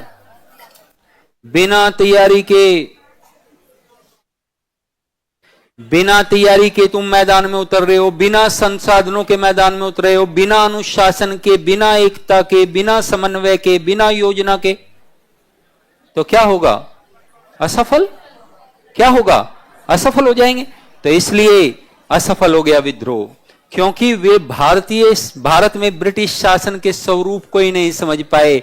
और ध्यान दे बात पर, ब्रिटिश शासन किस स्वरूप का पर काम कर रहा है बच्चों? ब्रिटिश शासन का मूल उद्देश्य है आर्थिक शोषण। आर्थिक शोषण किसी भी कीमत पर,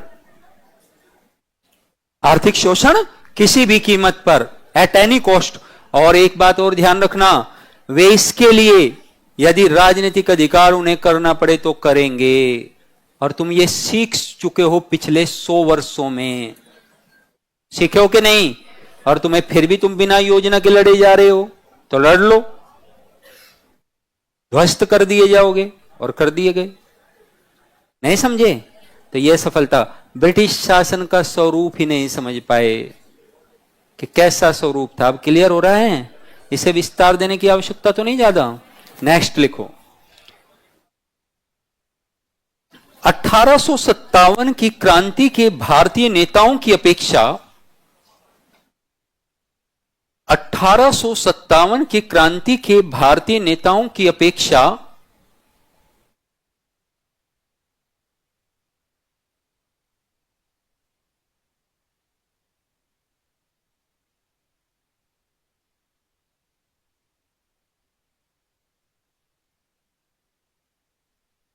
ब्रिटिश नेता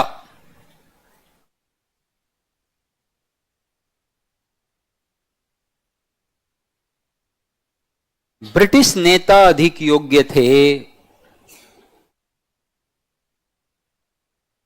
ब्रिटिश नेता या ब्रिटिश कमांडर अधिक योग्य थे, अधिक योग्य और प्रशिक्षित थे। रे प्रशिक्षित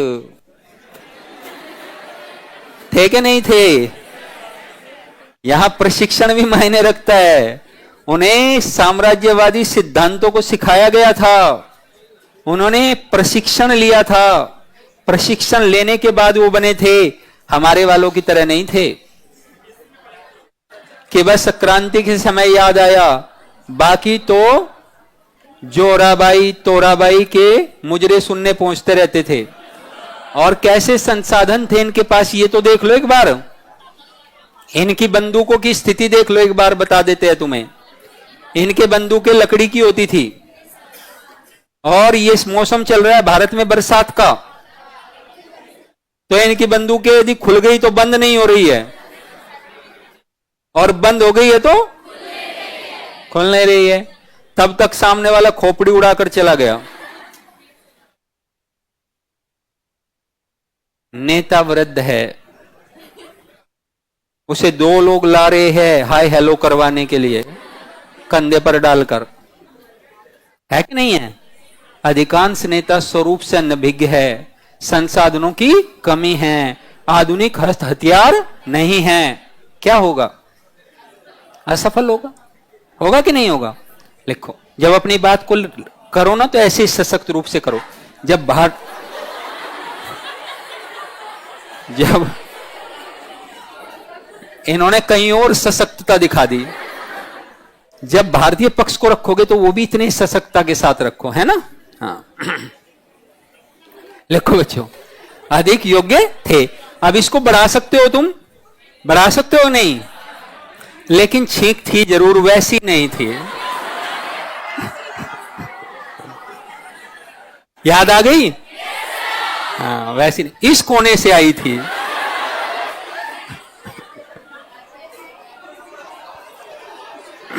भारतीयों की अपेक्षा ब्रिटिश कमांडर क्या थे, अधिक योग्य थे। लिखो अगला पॉइंट, अधिक योग्य और प्रशिक्षित थे। इसे मैंने बताया, इसे विस्तार दे सकते हो ना। हाँ लिखो, 1857 की क्रांति का, नहीं अगला पॉइंट आ गया बेटा। 1857 की क्रांति का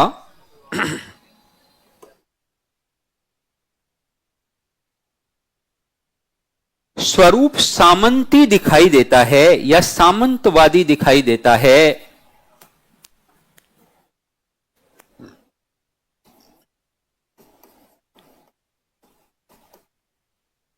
सामंतवादी दिखाई देता है,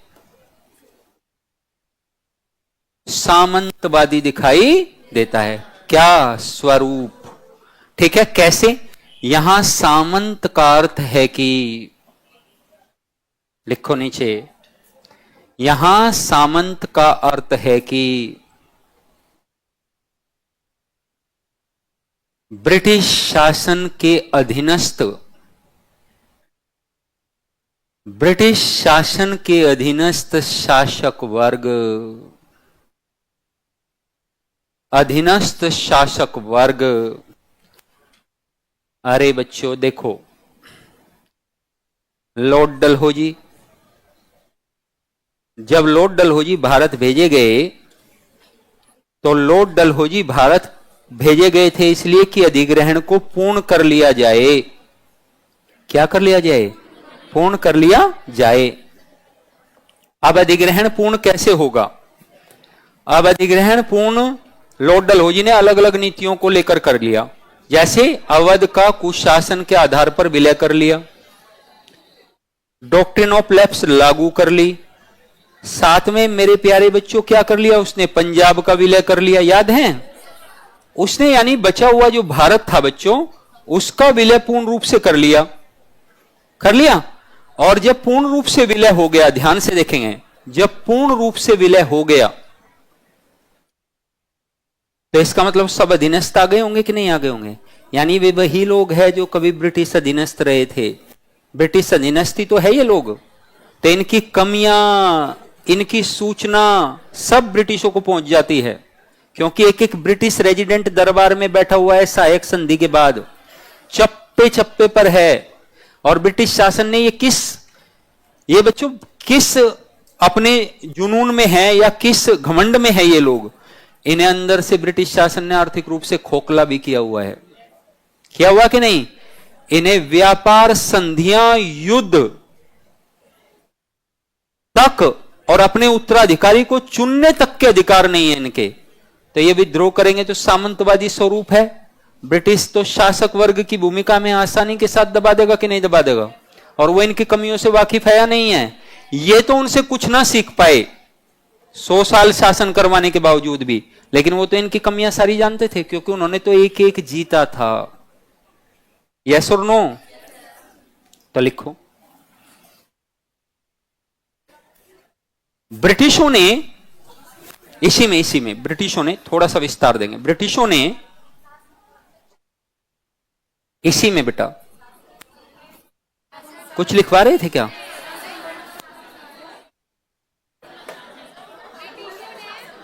अच्छा, अधीनस्थ शासक वर्ग,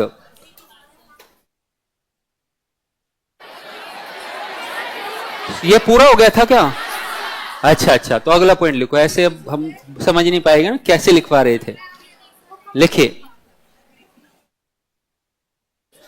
ब्रिटिश शासन ने भारतीय राज्यों को ब्रिटिश शासन ने भारतीय राज्यों को सहायक संधि और राज्य हड़प की नीति और राज्य हड़प की नीति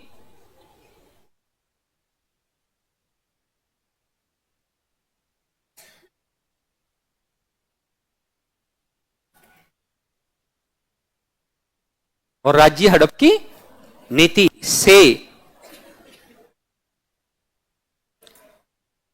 अत्यधिक नियंत्रित कर लिया था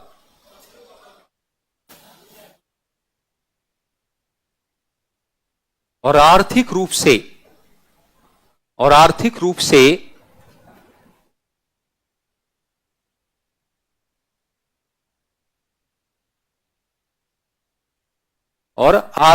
से भारतीय राज्यों को खोखला कर दिया गया था।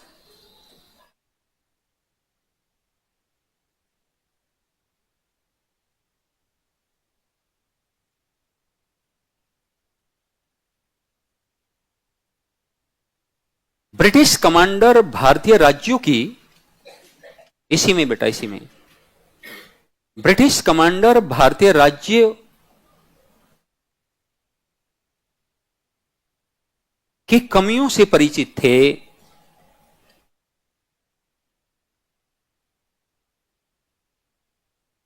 अतः उन्होंने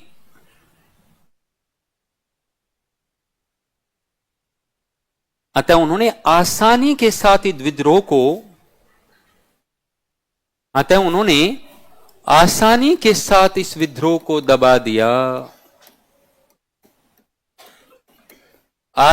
के साथ इस विद्रोह को दबा दिया।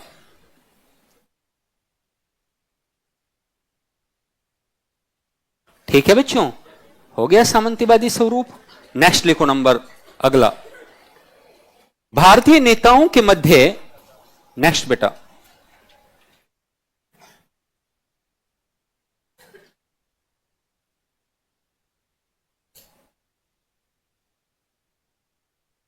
भारतीय नेताओं के मध्य संगठन का अभाव था।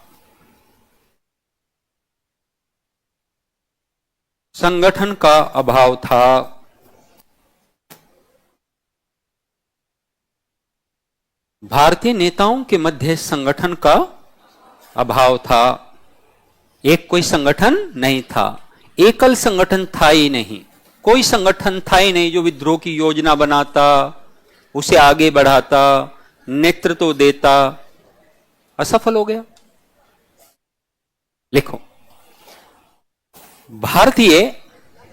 अगला पॉइंट, भारतीय राज्यों के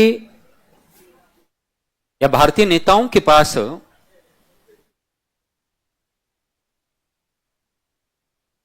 संसाधनों का भी अभाव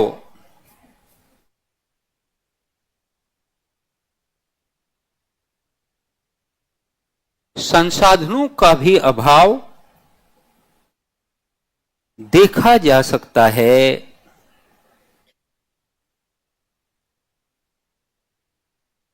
संसाधनों का भी अभाव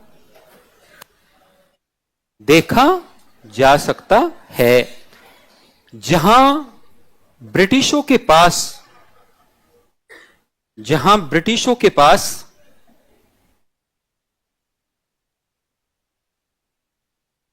आधुनिक अस्त्र शस्त्र,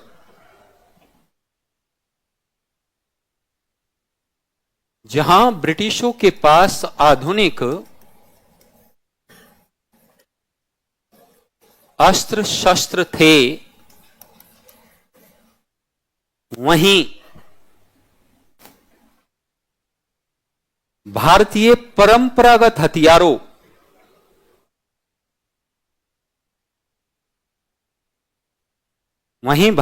परंपरागत हथियारों और साधारण बंदूकों का प्रयोग कर रहे थे।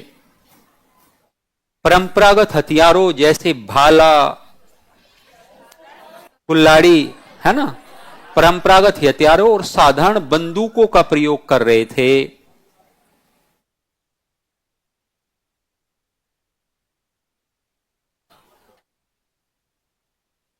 ब्रिटिश कमांडरों ने इसका लाभ उठाया।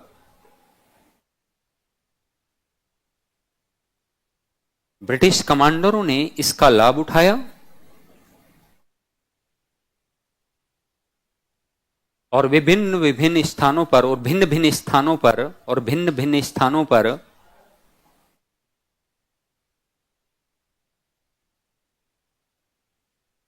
विद्रोह का दमन करते गए। विद्रोह का दमन करते गए।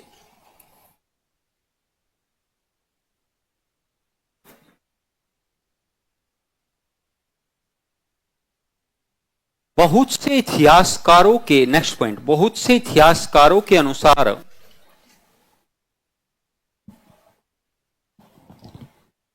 अशोक जी पानी नहीं है। बहुत से इतिहासकारों के अनुसार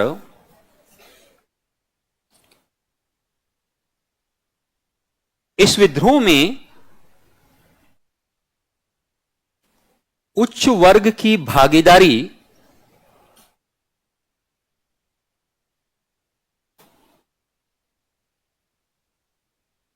बहुत छोटे स्तर पर देखी गई। उच्च वर्ग की भागीदारी बहुत छोटे स्तर पर देखी गई। साथ ही भारतीय शिक्षित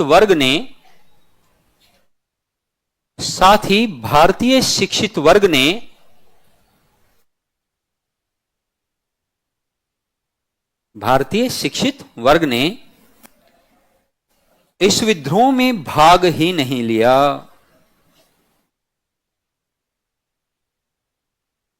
भारतीय शिक्षित वर्ग ने इस विद्रोह में भाग ही नहीं लिया।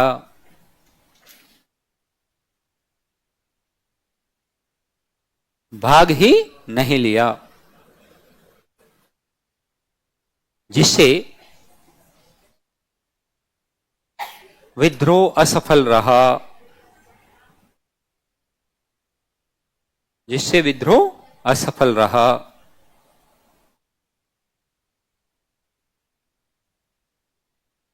नेक्स्ट पॉइंट, जिससे विद्रोह क्या रहा? असफल रहा। तो बच्चों ये, और एक लास्ट लिखो, इस विद्रोह में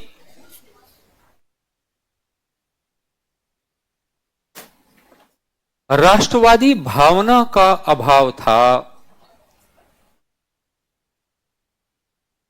इस विद्रोह में राष्ट्रवादी भावना का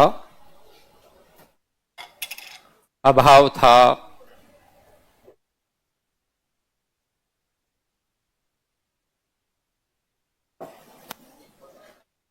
जिसके कारण एक उद्देश्य, एक विचारधारा,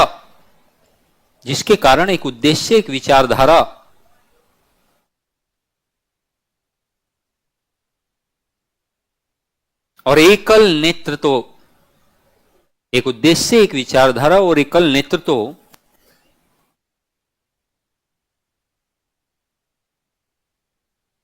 की भी कमी दिखाई देती है।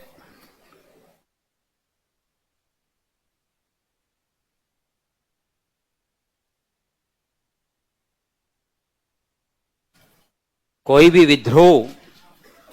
भी विद्रोह या क्रांति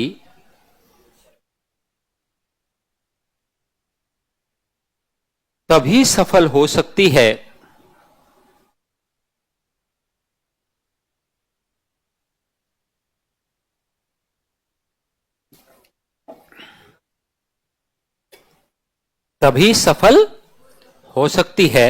जब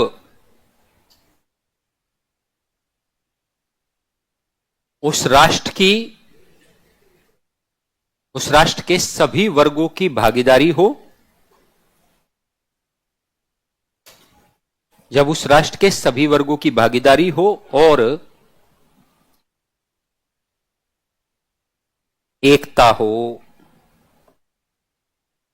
और एकता हो।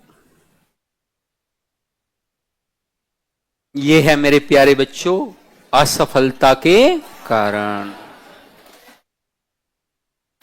बात समझ में आई? तो हमने देखो, हमने एक एक करके सारे कथनों को समझ लिया, हमने कारणों को समझ लिया, हमने आरंभ विस्तार समझ लिया, भूमिका समझ ली। देखो क्या क्या समझ लिया, भूमिका समझ ली, कारण समझ लिए, समझे कि नहीं? विस्तार से, ऐसे नहीं, विस्तार से। साथ में आरंभ एवं विस्तार देख लिया, आरंभ एवं विस्तार देख लिया, और मेरे प्यारे बच्चों स्वरूप देख लिया, विद्रोह का स्वरूप देख लिया,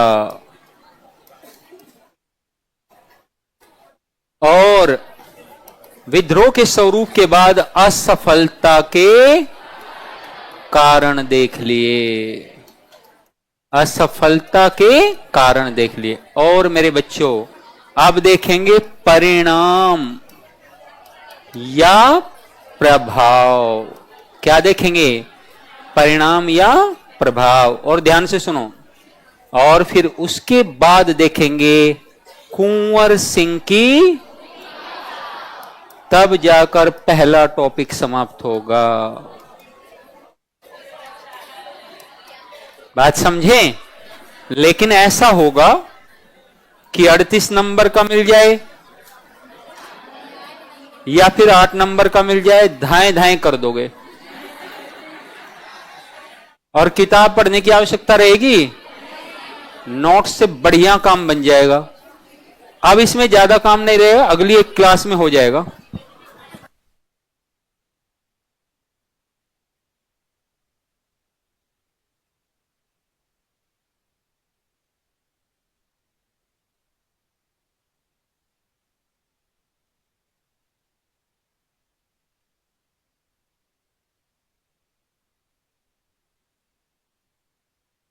तो आज के लिए बच्चों यहीं पर छोड़ते हैं, बस एक बच्ची के प्रश्न का उत्तर देंगे, जातीय श्रेष्ठता है ना, और जातीय भेदभाव। ठीक है बेटा, वो समझो, फिर हम इस क्लास को छोड़ेंगे और कल पुनः कंटिन्यू करेंगे। बेटा अभी कहीं नहीं उठेगा कोई भी बच्चा पीछे से, और सबके लिए समझना है ये जातीय भेदभाव।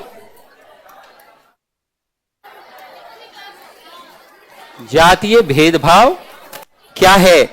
यानी जाति के स्तर पर भेदभाव बेटा, समुदाय के स्तर पर भेदभाव। यानी जो ब्रिटिश है वे अपने आप को रंग के आधार पर, सभ्यता के आधार पर और लोकतांत्रिक, बेटा ध्यान से सुनना, और लोकतांत्रिक मूल्यों के आधार पर श्रेष्ठ मानते थे। लोकतांत्रिक मूल्यों के आधार पर श्रेष्ठ मानते थे। तो बेटा जो ये रंग है ना, तो ये सीधा पकड़ोगे तो आप कहोगे नस्लीय भेदभाव। क्या कहोगे? नस्लीय भेदभाव। ऐसा भेदभाव तो बेटा प्राचीन काल में भी देखा जाता था। आर्य जब भारत आए तो उन्होंने काले और गोरे के आधार पर वर्ण विभाजन किया बेटा। उन्होंने 2 वर्ण किए, एक आर्य एक अनार्य। हिटलर भी वर्ण विभाजन की बात करते हैं। हिटलर देखो क्या कहते हैं, हिटलर नाजीवादी के सिद्धांत में कहते हैं, इसे और अच्छे से समझोगे, हिटलर कहते हैं हम आर्य है और पूरी दुनिया की सभ्यताओं में हमारी सभ्यता श्रेष्ठ है, क्योंकि हम नस्लीय रूप से श्रेष्ठ है। हम सबसे सुसभ्य रहे हैं प्राचीन काल से ही, और हमारे रंग रूप और कद काठी को भी देखो। यानी क्या बताते हैं? नीली आंखों वाले हैं हम। हाँ यही तो कहते हो, हमारी आंखें नीली हैं, हमारा कद ऊंचा है ना, हमारी शारीरिक भाव भंगिमाएं और हमारे नैन नक्श कटीले हैं। नहीं समझे? अब ऐसे ही कहते हैं हिटलर भाई, तो वही बता रहे हैं। तो बेटा इसको कहेंगे नस्लीय भेदभाव, ठीक है, कि रंग के आधार पर। अब जातीय श्रेष्ठता, चूंकि हम इन मामलों में श्रेष्ठ है, इसलिए यूरोपीय जाति श्रेष्ठ है as compare to eastern civilization. पूर्वी सभ्यता यानी एशिया की सभ्यता से पाश्चात्य सभ्यता यानी यूरोपीय और अमेरिकन सभ्यता ज्यादा विकसित है, ज्यादा सभ्य है, क्योंकि तुम्हारे यहां देखो रूढ़िवादी बुराइयां कितनी हैं, हमारे यहां नहीं है। तुम अभी तक राजतंत्र को ढोरे, हम पीछे छोड़ के आ गए। हमने तो मैग्ना कार्टा सुना है बच्चों, हमने तो पहली बार जनता को अधिकार 1215 के आसपास दे दिए थे, है ना। और हमारी तो क्रांति भी हुई है तो गौरवमयी हुई है। Glorious revolution of England. England की रिवॉल्यूशन को केवल रिवॉल्यूशन नहीं कहा जाता, कहा जाता है ग्लोरियस रिवॉल्यूशन ऑफ इंग्लैंड। इसका अर्थ है यानी इंग्लैंड की गौरवमयी क्रांति, रक्त का एक कतरा भी नहीं बहा बच्चों, और काम हो गया। और बता दें कि वे कहते हैं भारतीयों की, भारतीय है रूढ़िवादी, भारतीय है रूढ़िवादी, और समझाए पर भी नहीं मानते। इसलिए जरूरी है कि इन पर कभी कभी लठ साफ किए जाए, है ना। तो लठ बरसा देते थे, वे कहते थे कि मानते ही नहीं है, कहते हैं सती प्रथा हटा रहे, ये कहते हैं नहीं लगाओ, हमारी परंपरा है, हम तो अपनी वाली को शहीद करके मानेंगे। बताओ भाई। तो इन आधार पर वो कहते हैं कि हम आपसे श्रेष्ठ है, बट ये उनका वक्तव्य है ना, इसमें संदेह है। ठीक है, welcome, thank you so much, बहुत बहुत धन्यवाद, बहुत बहुत आभार।